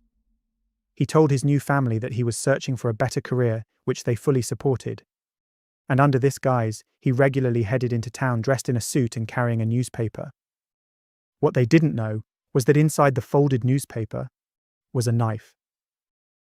It's generally thought that his first victim may have been 18-year-old Marina Manama in July 1994, who was one of the first bodies found in the Cleveland serial killer case. It's believed he lured her with the promise of employment before he led her into a field, assaulted her, and killed her. And when he was done, he wrote the strange messages on her skin. Around the same time, he found work-washing delivery trucks at Afrox in the East Rand. Though it's unclear if his family was aware his hunt for a better job had led to an even more menial, labour-intensive one. He also created his Youth Against Human Abuse organization, a shell of a charity that gave him a reason to approach unemployed women looking for work. He used typed application forms, set up interviews, and made everything seem respectable and above board, just enough to deceive his victims and make them think his offers were real. He'd later be branded the Ted Bundy of South Africa, not because they killed the same way, but because both wore such a convincing mask, polite, helpful, unthreatening, and used it to get close to their victims. Both relied on charm rather than a weapon in the first moments. And while there are some direct parallels, such as Bundy manning a crisis hotline and Moses fronting a child protection charity, the label ultimately stuck because of the camouflage of smiles and charisma they both hid behind. Moses used a variety of aliases during this time, including Joseph, Martin, and Mandla, especially when making taunting calls to family members of his victims. And over the coming months, he openly discussed the murders and the ABC killer case with his neighbours, pretending to share in their fear and curiosity. In reality, he was fishing for information, trying to work out what people knew, specifically what the police knew, about his own crimes. Because if he is to be believed, in the span of roughly a year, he murdered more than 70 women. By late July 1995, tensions between him and Martha led to his abrupt departure. And only 2 months later, she discovered the horrifying truth that the man she lived with, the man she loved, and who had fathered her daughter, was now the prime suspect in South Africa's worst ever serial killer case. When Moses called Tamsin de Beer at the Star, he gave his name as Joseph Magwena, and he didn't waste any time. In his first conversation with her, he told her he was ready to surrender, and then he calmly offered her details no newspaper had printed yet about the various murders. As soon as the call was over, she contacted the police. And over the following weeks in October, Joseph rang her another 3 times, with police recording and listening in to every conversation. Piece by piece, he sketched his own origin story for her. He told her that he'd been wrongfully convicted for sexually assaulting a woman years earlier. And while in prison for the crime he said he hadn't committed, he was beaten and abused by other inmates. He claimed that when he was finally released, he couldn't shake the overwhelming anger inside of him that the situation had fostered. He then told her that he began to lure women to quiet spots where he'd bind them and then strangle them with their own clothing, typically using underwear because it didn't leave any fingerprints. He confessed that he was the one behind all of the murders in Pretoria, Attridgeville, and Boksburg, but adamantly denied being involved in any of the crimes in Cleveland. He even pointed out one specific case, the murder of Letta and her 2-year-old son, and told her that he was not the killer, stating that he loved children and would never harm them. Much of what he said matched what detectives already knew about him. Police currently had his victim count in the mid-30s, but according to Joseph, he'd already killed at least 76 women. Tamsin pushed for proof, so Joseph gave directions to a site no one had searched yet. And when officers went to check it out, they found skeletal remains exactly where he said they'd be. Days later, he pointed them to another victim, a woman hanging from a tree in an open field. There was no doubt that the voice on the line belonged to the killer, and he was still actively hunting for victims, because in the days that followed, 3 more bodies were discovered. During one of his calls to Tamsin, he ran out of money and asked her to call him back, giving her the number of the payphone he was using. Police raced to the location to catch him, but by the time they got there, the phone booth was already empty. It was the second mistake Moses had made in quick succession, and it wouldn't be long before he'd make the third and final mistake that would lead to his own downfall. Not long after his face hit the papers, Moses phoned his brother-in-law, Maxwell, and told him he needed a gun for protection. He suggested that they meet at the Mintex factory in Benoni where Maxwell worked, so he could give him the weapon. But what he didn't know was that his sister, Kwasi, had been speaking with detectives ever since her number turned up on his fake charity's paperwork, and as soon as she heard about the gun, she and Maxwell contacted the task force. Undercover officers took up quiet positions around the factory, and to their surprise, Moses arrived exactly when he said he would. But he clearly sensed something was amiss, because before he had the chance to meet up with Maxwell, he suddenly turned and bolted as fast as he could from the factory. Inspector Francis Mulavedzi, who was posing as a security guard, shouted for him to stop and even fired 2 warning shots. But Moses darted off into a dim alley, forcing him to give chase. As the inspector closed in on him, Moses suddenly wheeled around with a hatchet in his hands. As he charged the inspector, he shot him in the leg, trying to put him out of action. But Moses didn't stop. He barely missed him as he swung the hatchet at him again, and then he bit down hard on his hand, presumably hoping to make him drop his gun. But rather than dropping it, Inspector Mulavedzi fired twice more. The first shot missed Moses, but the second one hit him in the stomach, causing him to drop to the ground. Moses was rushed to hospital and into surgery, with fear that he was going to die before they could charge him with anything or have him properly confess, just like David had the previous December. If Moses did die, they would never get the answers they needed to understand how everything tied together. Moses was taken under guard to a military hospital where surgeons treated the gunshot wounds he'd sustained. He survived the procedure, but during his hospital stay, doctors discovered that he was HIV positive. News of his arrest spread quickly across South Africa, and while you might have expected there to be a sense of relief that his reign of terror was finally over, there wasn't. Only a year earlier, David Selepe had been arrested and killed in police custody for what many saw as murders that were clearly part of the exact same case. Yet the killings had continued, intensified even, after his death. So there was a prevalent belief that Moses, and even David, were perhaps just part of a larger network of predators, small cogs in a big, deadly machine, and that the killings might once again continue and get even worse now that he'd been arrested. Others just couldn't reconcile the polite, well-dressed man in the news photographs with the image of a ruthless murderer capable of killing so many women. Once he was well enough to be discharged from hospital, Moses was transferred directly into police custody, and his DNA was quickly matched to samples they had gathered from dozens of the ABC killer victims. As a result, within just 5 days of his arrest, he was brought before the Brakpan Magistrates Court to face charges in connection with 29 murders. He was then moved to Boksburg prison, the same place he'd spent his earlier incarceration, to await his trial.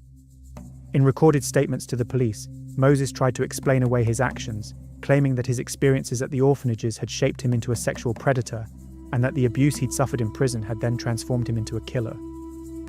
He claimed that he targeted women who reminded him of Doris, the woman he was still adamant had falsely accused him of assaulting her. In his own words, "A woman can hurt you more than a man, more than anybody in this world." He admitted that his charity was just part of the false front that he used to disarm his victims. In his eyes, it allowed him to present himself as a married man working for a good cause, which helped cultivate an air of trustworthiness that made his victims less suspicious of him. When describing his first murder, he claimed it was of a woman who shouted at him when he asked for directions, though he couldn't recall her name. He told them coldly that afterwards, he went home and showered and continued his normal day as if nothing had happened. Interestingly, he was very clear that he'd never worked with anyone else and had no connection to David Selepe, though he did suggest other killers had copied his methods. There was some debate over whether he was mentally fit to stand trial, with psychiatrist Dr. Leon Fine recommending that he undergo evaluation. He argued that injuries Moses had sustained throughout his life had impaired his ability to understand that what he was doing was wrong. Despite these claims, the prosecution highlighted how calculated Moses had been. He carefully lured women away from busy areas, left next to no physical evidence, and disposed of their belongings to make identifying them harder. After he was moved to Krugersdorp prison for assessment, doctors ultimately found no evidence of a brain injury or mental disorder that would affect his grasp of right and wrong, so he was declared fit to stand trial, and to face punishment for all the lives he had so callously taken. The trial of Moses Sithole began on October 21, 1996, and became one of the most drawn-out and expensive criminal cases in South African history. Lasting close to a year, it drew intense public attention and featured weeks of testimony covering the smallest forensic details, lengthy discussions about DNA analysis, and an endless string of witnesses on the stand. The headlines were explosive, especially after the prosecutors announced that Moses would be tried on 38 counts of murder, 40 counts of sexual assault, and 6 counts of robbery. and shockingly, there were 4 cases among the murder charges that had previously been attributed to David Selepe. The decision to include those 4 former Cleveland cases among Moses's charges raised difficult questions the police themselves never fully answered. David had been dead for almost 2 years now, shot at the scene where Amanda Theth's body had been found, which he was supposedly showing to the detectives. Yet in the case of Amanda, the evidence now pointed elsewhere. Moses had known her personally. He'd visited her house before she disappeared, and even met her family, who thought he was her boyfriend. He'd attended her funeral, and most damningly, he was captured on bank surveillance footage using her card after her death. His own sister identified him in the footage. Whatever connection David had to Amanda's crime scene, investigators now firmly believed her killer was Moses. Similarly, the case of Marina Manama was originally linked to David, but was now believed to be the first murder committed by Moses. Her body had strange messages written on it that nobody was ever able to truly make sense of. So could these messages have been left by one killer for another to see? There were other overlaps that blurred the lines between their crimes. A phone call was made to one of David's victims' employers under the name Martin, an alias that would later appear many times in Moses's own activities. Similar methods of luring victims with false job offers were used in both sets of murders. Even one of Moses's other aliases, Mandler, matched the name of one of the accomplices David once claimed to have had. Police had stated they were able to definitively confirm David's link to 6 of the Cleveland murders, but they never revealed which ones or whether the 4 later charged to Moses were among them. That silence left open the possibility, or in some minds, the certainty, that the 2 men's paths had crossed in ways still unknown. For his part, Moses denied ever meeting David. So all of this seemed to point to one of 2 things. Either Moses and David had worked together in some manner, or that David had been falsely accused, fed information by the police, and then been killed to stop it all being revealed. But even if the latter was the case, and everything David knew about the crimes was fed to him by the police, it seems a little bit more than coincidental that he would reference one of the exact nicknames used by Moses. So assuming the police were telling the truth, that they could definitively link David to several murders with hard evidence, then we're only really left with one explanation. Mickey Pistorius later suggested that if there'd been any contact between the 2 men, perhaps Moses's denial wasn't about hiding it, but about keeping the full weight of the infamy for himself. Moses clearly changed his story several times. What he said to Tamsin De Beer of the Star, including his victim count of 76, was very different from what he confessed in the police videos, what he'd go on to say in court, and even what he admitted in a secretly filmed prison video. Every single confession contradicted the last. One thing he seemed to remain certain of through all of them, though, was that he'd never killed anybody in Cleveland. The majority of the murders still tied to David occurred in Cleveland, but so did many of the murders that happened long after his death. I highly doubt Moses was being truthful with this claim. But if we imagine for a second that he was, could this mean that alongside Moses and David, there was a 3rd killer operating who was never identified or caught? After all, if Moses truly was the Mandler that David mentioned, then who was the 2nd accomplice he called Tito?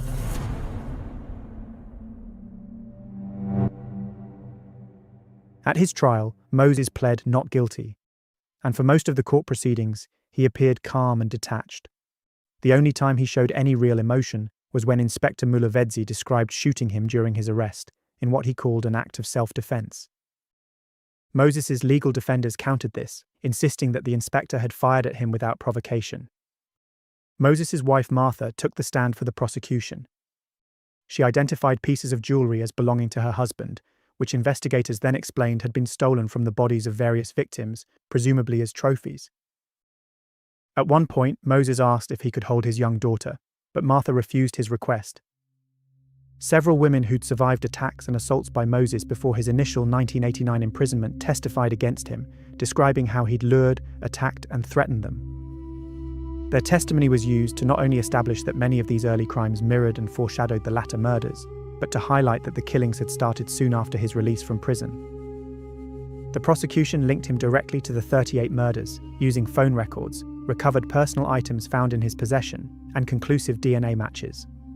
A voice analyst even confirmed that the man who had called Tamsin De Beer under the alias Joseph was actually Moses.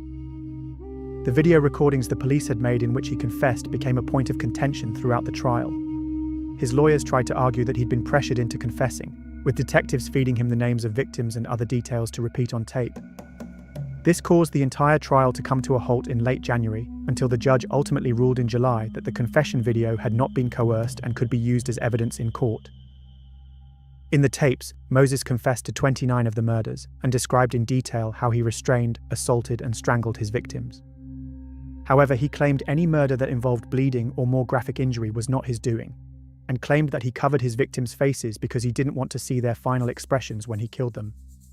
He was even heard saying, "I regret not killing the lady who falsely accused me," in the segment of the video where he discussed targeting women who resembled Doris. It was revealed during the trial that Moses had persuaded Melody Stern, a typist at Afrox where he washed trucks, to produce application forms for his fake organisation. At first, he called it the Child Protection Community Organisation, before he renamed it Youth Against Human Abuse at her suggestion.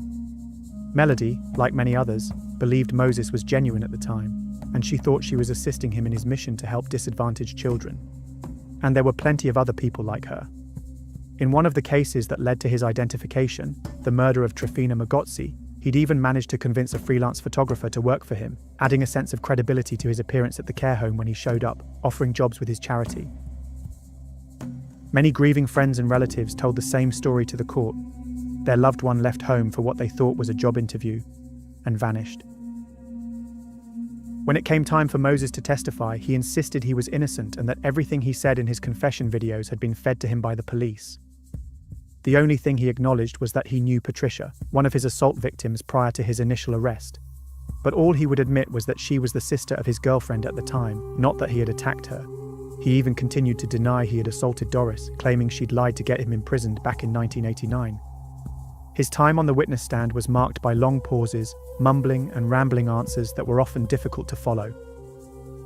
Unlike Ted Bundy, who famously courted media attention and treated his trial as a stage, Moses avoided theatrics, preferring to sit quietly in the dock, although sometimes he could be seen with a faint smile on his face. To many observers, it was the expression of a man who saw people not as human beings, but as objects to manipulate and destroy. On December 4, 1997, after a 3-hour reading, Justice David Curlewis found Moses Sithole guilty of every charge put against him, including all 38 murders.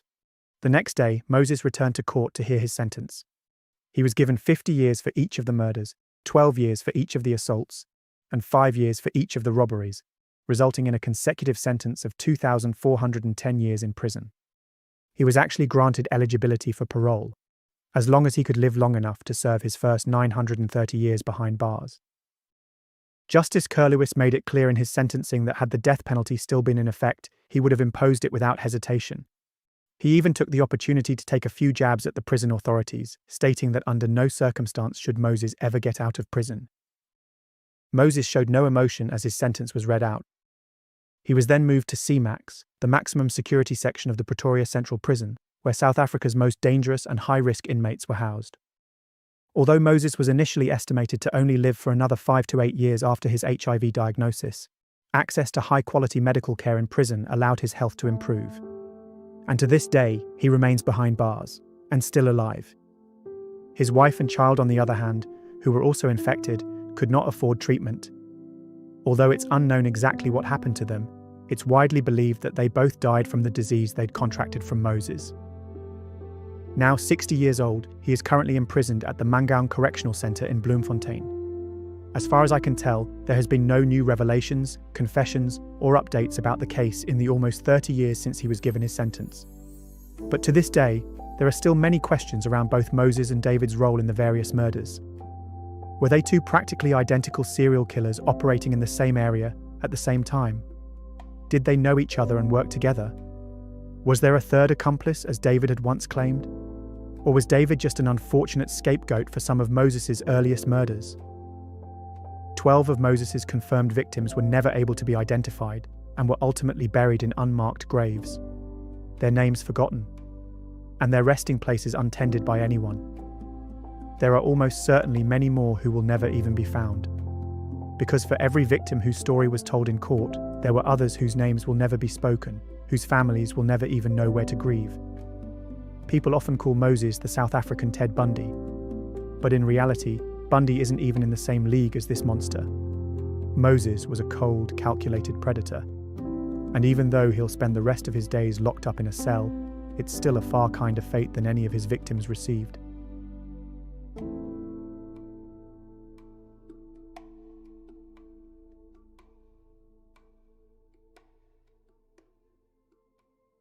And with that, our deep dive into the case of the ABC killer comes to a close. As always, if you found this video interesting, don't forget to like and subscribe and do all the things that help the algorithm gods know that it's worth showing it to other people. And if you want to support my channel further and have your name featured at the end of my videos, I've got a membership option here on YouTube and a Patreon linked down below as well. So until next time, you have been watching The Mystery Abyss.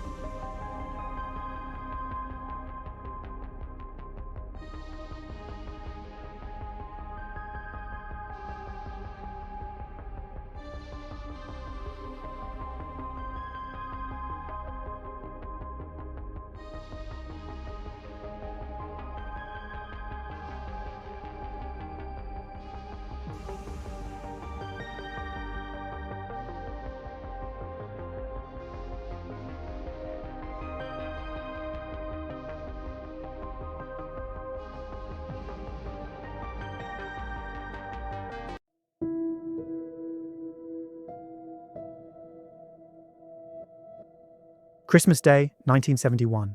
In Anchorage, Alaska, brothers Gary and Dennis Lawler drive south on the Seward Highway, following the shoreline of Turnagain Arm, planning to photograph the beautiful wilderness.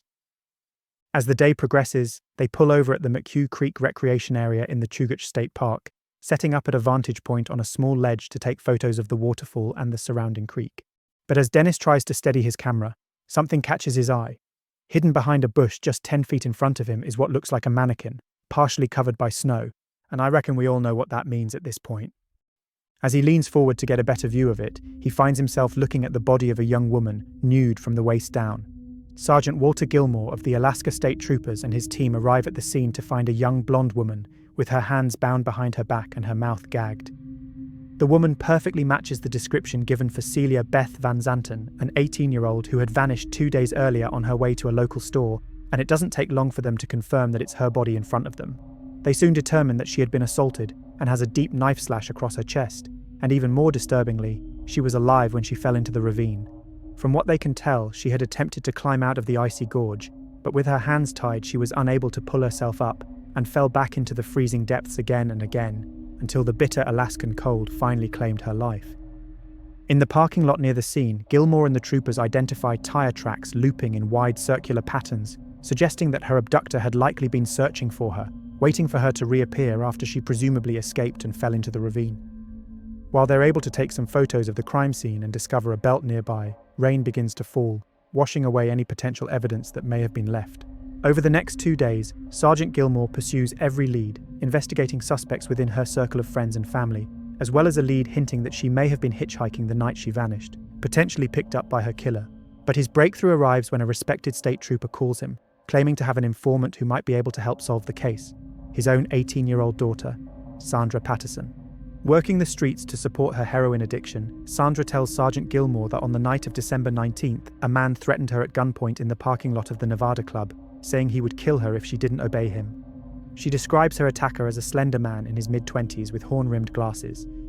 After binding her hands, he drove her south on the Seward Highway, eventually stopping at a motel in Cooper Landing, around 100 miles from Anchorage. Seeing how volatile he was, Sandra tried to remain passive and calm as he engaged her, hoping to stop him escalating into doing something even worse to her. He then drove her deep into the wilderness, where Sandra was able to convince him to let her go and not kill her. Though he'd told her he would hunt her down if she told anybody about what happened, after hearing about the discovery of Beth mere days later in the same area, she knew she had to come forward. As she talks to Sergeant Gilmore, she tells him, "He said he killed before, and everything he said was absolutely true. Everything he said he would do to me came true. Every threat he made, I believed. And if he says he's killed people, I believe he's killed people. And if you've got a young girl who's been killed around the same time and in the same area, then I believe it was him who killed her. I believe he'll kill me too." So the state troopers show Sandra a photo lineup of known predators in the area for her to try and identify her attacker. Without hesitation, she points to a man, Robert Hansen. Robert Hansen was a quiet, married father who ran a local bakery. but he was included in the lineup because just a month before he had been arrested on an assault with a deadly weapon charge involving a real estate secretary, Susan Heppard, for which he was awaiting trial. When questioned, Robert denies any involvement in Sandra's case, and with the only evidence against him being her statement, it's soon decided that she isn't a reliable witness due to her work as a prostitute and her history of addiction. As a result, Sandra's case is dropped completely, and with no other ties to the murder of Beth, Robert is released. By the time he goes to trial for his other case in March of 1972, he has successfully convinced the judge that he isn't dangerous, and that the incident he was arrested for was the result of a dissociative state brought on by his manic depression. He gets sentenced to up to 5 years in prison, but he's paroled in November of 1973 after serving less than 2 of them. It would take more than a decade for it to become clear just how big a mistake letting Robert back into the world was, and how close they had been to stopping a true monster back then. Because Robert Hansen would go on to become Alaska's most notorious serial killer, murdering at least 17 women until he was finally caught in 1983. Over the course of about 12 years, Robert carried out a chilling routine. He would lure women into his grasp, fly them in his private plane to a secluded cabin, and subject them to horrific assaults. Afterward, he would release his victims into the rugged wild, only to hunt them down like animals. This is the story of Robert Hansen, or as he's more famously known, the Butcher Baker.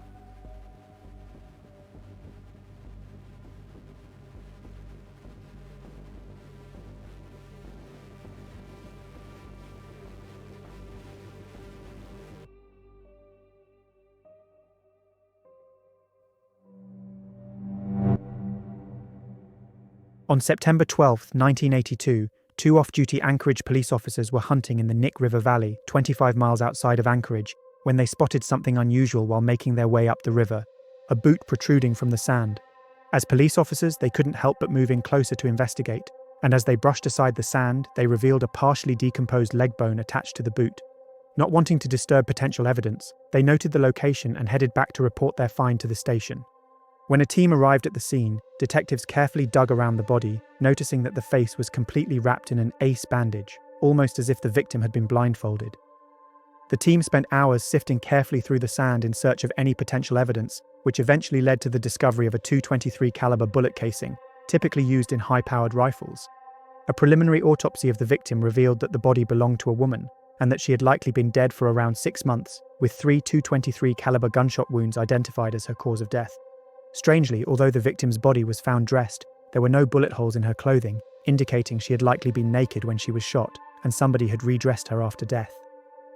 After 2 weeks, the body was formally identified as 24-year-old Sherry Morrow, a dancer at the Wild Cherry Bar in Anchorage, who had last been seen on November 17, 1981.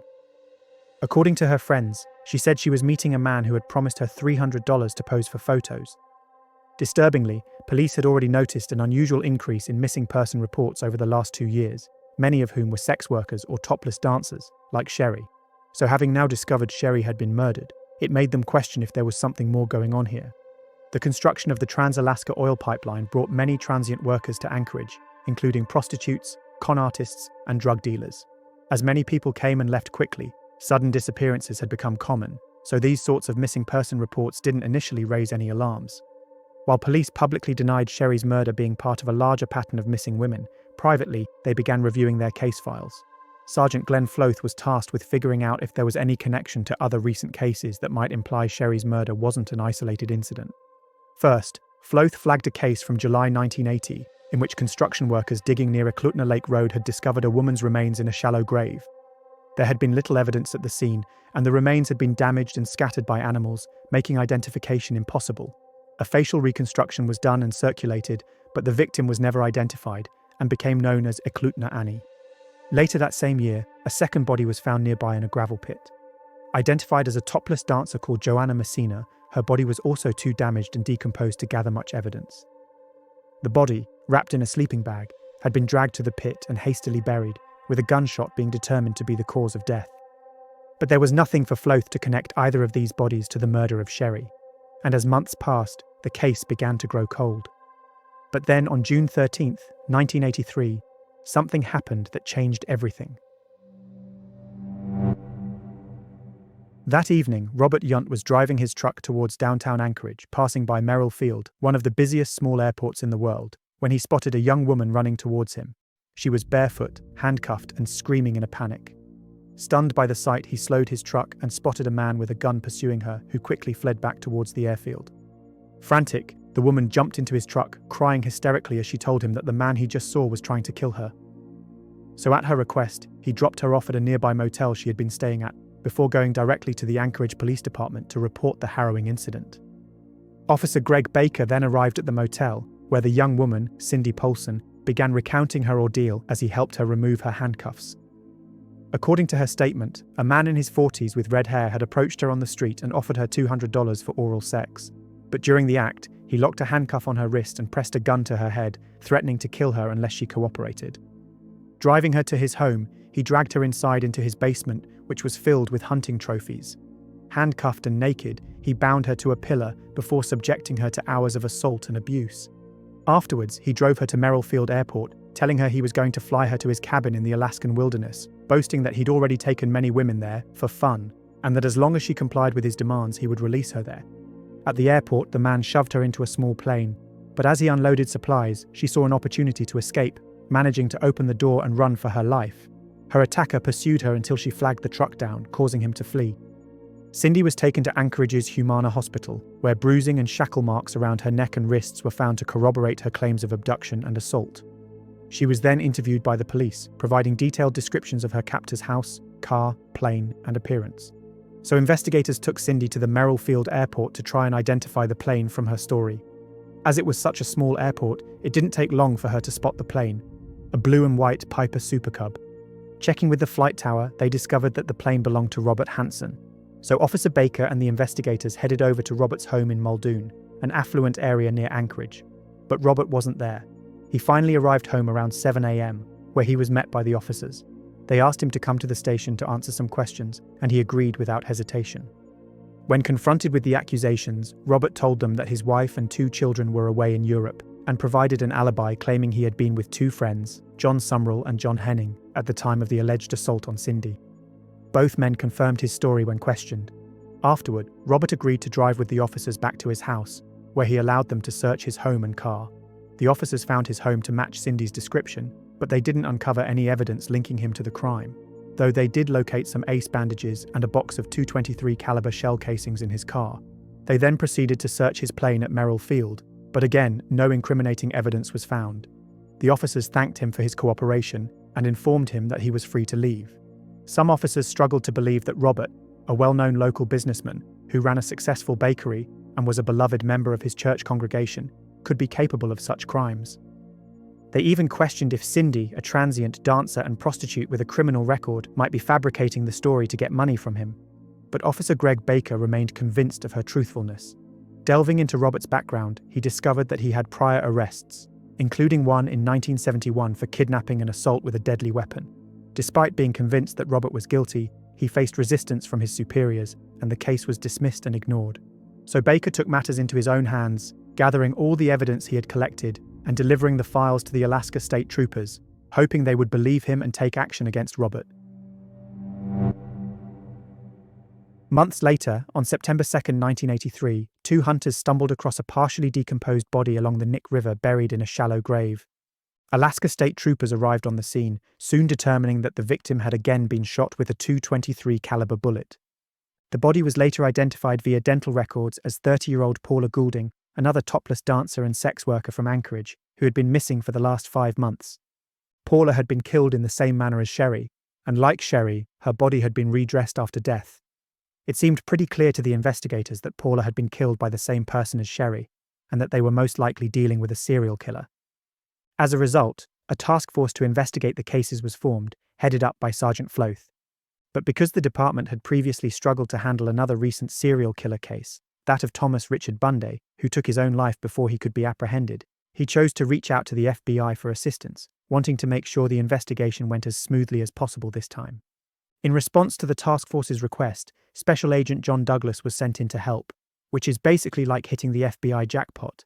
Because if you don't know who John Douglas is, I've mentioned him a ton on the channel before, alongside another instrumental FBI profiler, Robert Ressler. Douglas was one of the first FBI criminal profilers and helped catch an insane amount of monsters. Nowadays, he's probably best known for his extensive interviews with serial killers, including the likes of Ted Bundy and John Wayne Gacy, or maybe for the fictionalized version of him in the Netflix show Mindhunter. Developing a profile for their potential serial killer, Douglas theorized that he was likely an experienced hunter with low self-esteem and a history of rejection by women. He suggested that the killer might have some sort of physical appearance issues, or even a stutter, and that his abuse of women could be a way for him to seek revenge against them, taking his frustrations out on his victims, and that he likely targeted sex workers and topless dancers because they were often transient and less likely to be noticed. As he was beginning his search for this unknown serial killer, Sergeant Floth stumbled across a sealed manila envelope containing the memo from Officer Greg Baker about Cindy Paulson's account of being attacked by Robert Hansen. When he and Special Agent Douglas began looking into Robert's background, they couldn't help but see alarming similarities to the profile they'd just developed. Douglas observed that Robert was a hunter with a troubled childhood. He was a small man with a face marked by severe pockmarks, and he even had a speech impediment. The more they uncovered, the more they were convinced Hansen was their prime suspect. Having successfully hunted several large animals, Douglas suggested that it was possible Robert could have merged the love and thrill he had for hunting with his desire to harm women, leading him to quite literally hunt them. He also suggested that if Robert really was the killer, he would likely keep mementos from his victims to help him savor and relive his crimes. But before we delve into what happened next, to find out whether Douglas's profile of Robert as a potential serial killer was right, we need to take a look at who he was and what he had been doing up until this point. So you know what that means. It's time to go all the way back to the start. Robert Christian Hansen was born on February 15, 1939 in Esterville, Iowa, to Danish immigrant parents. Growing up, he was caught between his father's stern religious ways and strict discipline and his mother's nurturing presence. When Robert was just 3 years old, the family moved west to Richmond, California, in search of better opportunities. However, the post-war boom proved overwhelming, and they eventually returned to the quieter life in Iowa, settling in Pocahontas, where they opened a bakery, which Robert was forced to work in from a young age. Though Robert was naturally left-handed, his father forced him to use his right hand. Along with this, Robert developed a severe stutter that would haunt him throughout his life. His teenage years were made even more difficult by severe acne. He was relentlessly teased by his classmates, and girls rejected his attempts to date them. By the time he reached his senior year, he was consumed with resentment towards the classmates who ridiculed him and the school that made him feel like an outcast. Despite his struggles with social rejection, Robert found comfort in solitude. He developed a deep love for the outdoors and became highly skilled at shooting. Whether with a bow or a gun, he enjoyed the independence of these activities. His passion for hunting grew, and he spent much of his free time in nature, away from the world and its harsh judgments. After graduating in 1957, Robert enlisted in the Army Reserves and completed his basic training at Fort Dix in New Jersey. During this time, he had his first sexual experience, a disappointing encounter with a prostitute in New York City. After serving a year, Robert was discharged and returned to Pocahontas, where he worked in his father's bakery and also took a job as a drill instructor at a local police academy. But then, in what seemed like a turn of good luck, Robert got married. But even as things seemed to finally be on the right track for him, Robert still felt like an outsider and wanted revenge against those he felt had wronged him. This led to him setting fire to the Pocahontas County Board of Education bus barn. But he was caught and arrested, resulting in him being sentenced to 3 years in prison. His wife then divorced him, and his parents even shut down the bakery, moving to Minnesota to start fresh and escape the embarrassment of Robert's actions. However, after less than 2 years in prison, Robert was released on parole. This was in spite of being diagnosed with manic depression, as well as periodic schizophrenic episodes, and an infantile personality, which was said to make him obsessed with seeking revenge on those he believed had wronged him. After his release, Robert faced several more legal issues, including arrests for petty theft, and struggled with a series of low-paying bakery jobs. But then, after going to stay at his parents' lake resort in Leech Lake, Robert met Darla, a college student working at the resort. They spent hours together rowing on the lake and talking, and by the end of the season, they had fallen in love. Devoutly religious, after finishing her studies, Darla agreed to marry him, and the pair relocated to Anchorage, Alaska in 1967, where they would go on to have 2 children. There, far removed from the painful memories of his childhood, Robert was welcomed into the local community, well liked by his neighbours, and gained a reputation as an avid outdoorsman and hunter, pursuing big game such as Dall sheep, wolves and bears.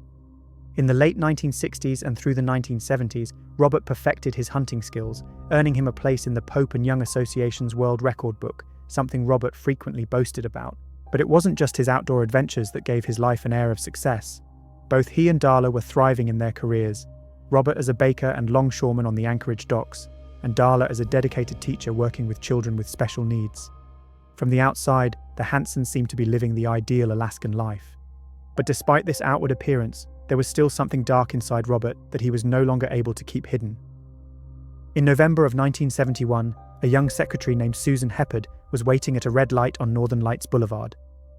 Lost in thought, she became aware of a man beside her in the adjacent car, staring at her. Without thinking, she offered a brief half-smile before looking away. When the light turned green, she continued on her way to her apartment in the quiet neighborhood of Spenard. Later that evening, as Susan was about to step into the shower, she heard a knock at her door. When she opened it, she found Robert, who she described as an awkward-looking man, wearing glasses and a bright orange hunting cap. He claimed to be looking for a friend who lived in the complex. After realizing he had the wrong address, he asked if he could use her phone, which Susan agreed to, probably taken aback. After a few minutes of nervously flipping through her phone book, Robert turned to Susan and asked if she'd want to go on a date with him, explaining he was new to the area. Susan quickly declined, telling him she was engaged. So after a few more uncomfortable moments of small talk, Robert left. About a week later, Susan left her apartment early in the morning to drop some friends off at work. But when she returned to her car, Robert suddenly appeared and pressed a gun to her head, ordering her to remain quiet and threatening to kill her if she didn't comply. Susan screamed in terror, but luckily her roommate had heard the disturbance, so she opened the door and shouted that she was calling the police. And as Susan collapsed to the ground in fear, Robert quickly fled from the scene. When police arrived, they found Robert walking in the snow nearby. Given he matched the description and a quick search revealed he had a gun on him, they took him in for questioning, where he claimed he felt dizzy and couldn't recall anything from that morning.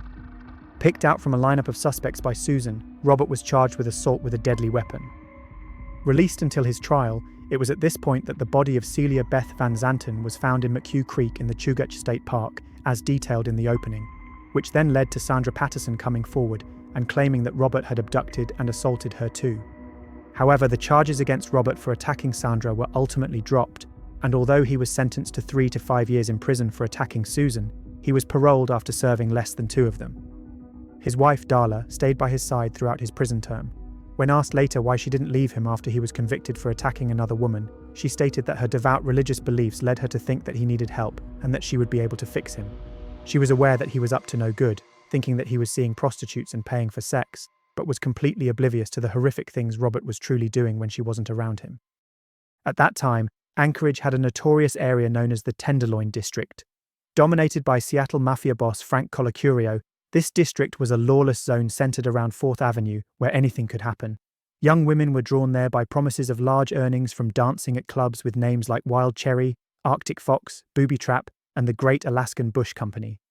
The oil boom brought a surge in population and disposable income, and the larger clubs were making substantial profits. Between these clubs, there were peep shows and even stands selling disturbing content, including illegal pornography. Violence was also rampant. Robberies, beatings, firebombings, and even murders kept the police busy. Amidst this chaos, Robert found his victims, women who were desperate for money, often agreeing to go with him for as little as $300. And despite his unassuming appearance as a typical family man, Robert's true nature would reveal itself once he was alone with the women. Most of his assaults were never reported, and even when Robert was identified, his outward respectability often overshadowed the accounts of the women involved. Alaska's vastness worked in his favor too, as there were rarely any witnesses to his crimes. Robert almost had a chance to be removed from society again in 1976, after he was caught stealing a chainsaw from a Fred Meyer store in Anchorage. Because of his previous convictions, he was sentenced to 5 years for the crime. However, after the Alaskan Supreme Court deemed the judgment too harsh, and with psychiatrists prescribing lithium to manage his bipolar disorder, Robert was once again released. In January 1981, Robert opened a bakery at the corner of 9th and Ingra, with $13,000 he received from an insurance payout following a staged burglary at his home. Not long after, he purchased a Piper Super Cub plane, although he never actually obtained a pilot's license. To almost everyone who knew him, Robert was seen as a successful local businessman who was actively involved in his local Lutheran church, where he made many prominent friends. But this was all just a front to enable him to live out his dark fantasies unchallenged. Douglas's profile of the potential Alaskan serial killer was frighteningly close to Robert. But if Robert really was their man, then how did he have an alibi for the abduction of Cindy? Douglas, confident that the investigators were right with their suspicions of Robert, suspected that his friends were covering for him and advised them to threaten them with charges if they were found to be lying.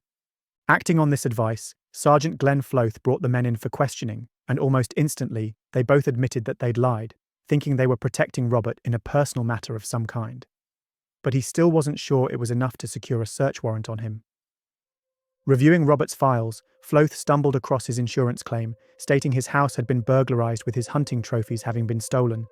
Yet he'd been in Robert's house and he'd seen the trophies with his own eyes, so he began to consider the possibility of charging Robert with insurance fraud until he could secure more evidence against him.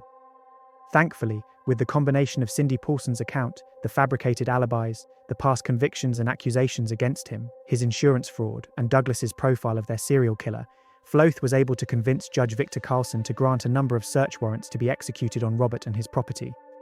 On October 27, 1983, Sergeant Floth and the team approached Robert at his bakery and escorted him to the police station for questioning. Robert went along with them without hesitation, not even asking why they wanted to speak with him. Floth had carefully prepared the interview room following advice from the FBI. Maps of the Nick River, photos of victims and crime scenes, and files containing information on Robert's family and acquaintances were scattered across the desk.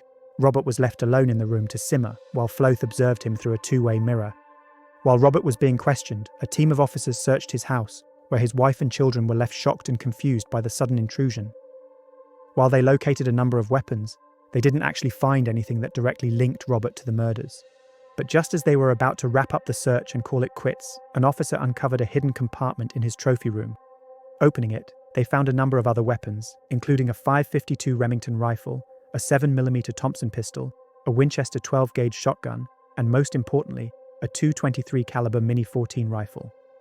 Alongside the guns, there were newspaper clippings about the cases, ace bandages, various pieces of jewelry that would later be determined to belong to victims, and several ID cards belonging to missing women and known victims.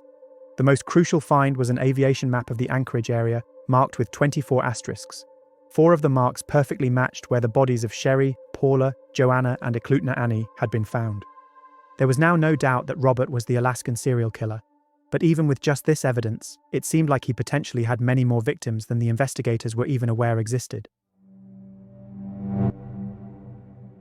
At the police station, Robert denied any involvement in the murders, growing irate and angry as they pushed him to explain the mounting evidence against him.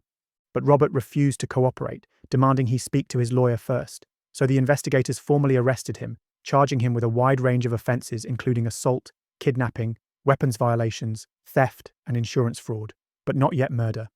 As investigators awaited the results of ballistic tests, Robert pled not guilty on all charges in front of an Anchorage grand jury, with his bail being set at $500,000.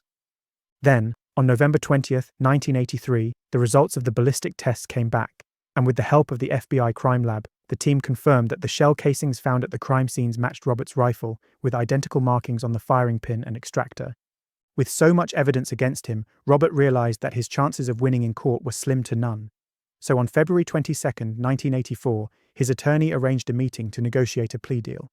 Meeting with District Attorney Victor Crum and Sergeant Floth, Robert confessed to the murders of Sherry Morrow, Joanna Messina, Paula Goulding, and Eklutna Annie, and agreed to reveal information about other victims. In exchange, he wanted to only be charged with the 4 currently known murders, to serve his sentence in federal prison instead of a maximum security prison, and for his name to be kept out of the press. Once the deal was finalized and Robert's fate was set, he no longer felt any need to hide what he'd done. After all, he couldn't receive any further punishment for it. So he began openly confessing to the twisted crimes he had committed. Robert told investigators that he would pick up women, normally offering to pay for sex with them before pulling a gun on them and forcing them to obey his commands. Then, he would typically take them to his plane and fly them out to his secluded cabin, where he would assault and abuse them. He claimed he would let them go home if they complied with all his demands, but if they didn't, he would strip them naked at gunpoint, blindfold them, and release them into the woods. Then, he'd tell them to run. Giving them a head start, he would then stalk them like prey, with either a hunting knife or a high-powered rifle, telling investigators that it was like going after a trophy Dall sheep or a grizzly bear. In some cases, he would let the victim think she had escaped, only to track her down and force her to run again. Eventually, when the victim was too exhausted to continue, he would stab or shoot her. And when asked why he redressed the bodies, Robert told them it was a way to assert control, comparing it to keeping a trophy. Investigators couldn't help but think of Richard Connell's story, The Most Dangerous Game, about a Russian nobleman who hunts down survivors from a shipwreck he had orchestrated for sport. While Robert claimed to have started killing in the early 1970s, he denied any involvement in the murder of Beth Van Zanten. Despite his denial and no concrete evidence linking him to her death, authorities believe he was likely responsible for her murder. Not only did her murder resemble many of his later crimes, but a mark on his map perfectly matched where she was discovered. So as a result, she is currently believed to be his first victim. At the end of the interview, having confessed to killing 17 women and assaulting more than 30 others, Robert was handed a large aerial map of the region. He then marked a number of locations where he claimed bodies could be found, including 12 grave sites investigators didn't know about. Because the areas were so vast and remote, rather than trying to follow his marks on the map, the team chose to fly Robert out to each location to help them identify where his victims had been left or buried. The following day, Robert boarded a military helicopter with a police escort to fly out to the sites on his map. At each site, now blanketed by snow, Robert led the investigators to the graves, where they marked nearby trees with orange paint to help them return and excavate. During the helicopter tour of the grave sites, Robert often became visibly excited, reliving the murders. Handcuffed and grinning, he would sometimes eagerly dig through snowdrifts to point out where he had buried the bodies. By the end of the day, Robert had shown them 12 sites where he claimed victims could be found. Due to heavy snow, however, most of these remains would not be recovered until the following summer. On February 18, 1984, Robert pled guilty to 4 counts of first-degree murder in the deaths of Paula, Joanna, Sherry, and Eklutna Annie. Though he was connected to 13 other deaths, he wasn't formally charged with any of them because of his plea deal. During proceedings, Assistant District Attorney Frank Rothschild stated, "Before you sits a monster. An extreme aberration of a human being. A man who walked among us for 17 years, serving us donuts, Danish, and coffee with a pleasant smile. His family was a prop he hid behind." A week later, Judge Ralph Moody sentenced him to 461 years in prison, plus life without the possibility of parole. He was then transferred to the Lewisburg Federal Penitentiary in Pennsylvania, and then back to Alaska, where he became one of the first prisoners at the newly opened Spring Creek Correctional Center in Seward. By the end of 1984, investigators had managed to uncover 7 bodies from the grave sites Robert identified. Despite having confessed to 17 murders, and having a total of 24 markings on his own map found in his house, no other remains of his potential victims were located. After his conviction, the Pope and Young record keepers removed Robert's name from their record books.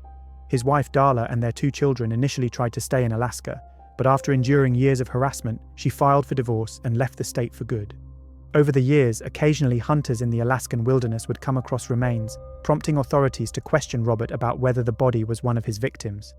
But despite his initial assistance in locating bodies, Robert never really cooperated with investigators again, making it hard to link him to anything else. In 2014, Robert was moved to the Anchorage Correctional Center for medical treatment, before dying from natural causes, and taking the secret of just how many victims he truly had to the grave with him. Some reports suggest the number could be as high as 37, with FBI experts considering him one of the most prolific serial killers in American history. Similarly, Sergeant Floth came away from his interrogations of Robert with the belief he had likely killed 4 or 5 women every year since the early 70s, which would mean he had many, many more victims than those currently known or suspected. It's also worth pointing out, when Robert kidnapped and assaulted Sandra Patterson back in 1971, just before Beth was killed, he told her he had already killed many other women. And I'm inclined to believe her account, making it questionable that Beth was truly his first victim, and opening up the possibility that Robert had been murdering women much, much earlier than is generally acknowledged. Robert's horrifying 12-year killing spree later became the basis for the 2013 film Frozen Ground, with John Cusack portraying Robert Hansen and Nicolas Cage playing an Alaskan state trooper investigating the murders. Despite the horrific nature of his crimes, Robert's name isn't as widely known as infamous figures like Ted Bundy or Jeffrey Dahmer. This could be because of the location of his killings in Alaska, often referred to as the last frontier, making his crimes feel somehow more distant and detached to the wider American public. For Robert, Alaska seemed like paradise. A big game hunter, he saw the vast wilderness as an ideal playground. But for his victims, the wilderness became a terrifying place where their screams could not be heard. And with that, our exploration of Alaska's most notorious serial killer, the butcher-baker Robert Hansen, comes to a close. As always, thanks so much for watching. If you found this video interesting, please consider liking and subscribing, and feel free to comment down below to let me know your thoughts and to appease those unpredictable and almighty algorithm gods. This was my first attempt at redoing the voiceover on one of my older videos with my real voice. I was initially planning to just record new audio and try and fit it to the existing video, but to be honest, as I was trying to edit it together, it became clear quite quickly that that wasn't going to be possible. So I ended up spending way longer putting this together than I'd expected, remaking the entire thing from the ground up. I definitely feel the video is now up to par with my current production, but I don't know if it's worth doing to more of my older cases. There's definitely a new audience showing up now I'm using my own voice on the channel, and I imagine a lot of them would really appreciate some of my older content, a lot of which I'm really proud of, being redone like this. It would be super easy to do it to my most recent stuff because of the way the videos themselves are now edited together. I'd basically just have to manually tweak scene lengths to fit my new narration. But a lot of you have just watched those cases, so I can't imagine you want to see me redo Albert Fish or the Happy Face Killer right away, right? So, yeah. I obviously want to keep researching and writing new cases for the channel, but as more people tune in to my new narration, I imagine there's going to be more and more people who want to hear some of the older cases, but only if it's me reading the scripts. I could definitely try and do one new case followed by one updated case for a bit, but like I said, I think it's a much more time-consuming pursuit than I'd maybe been anticipating before trying it out. Anyway, thanks again, and if you're new to the channel, it's a pleasure to have you here, and I'll hopefully see you again soon. Until next time, you have been watching The Mystery Abyss.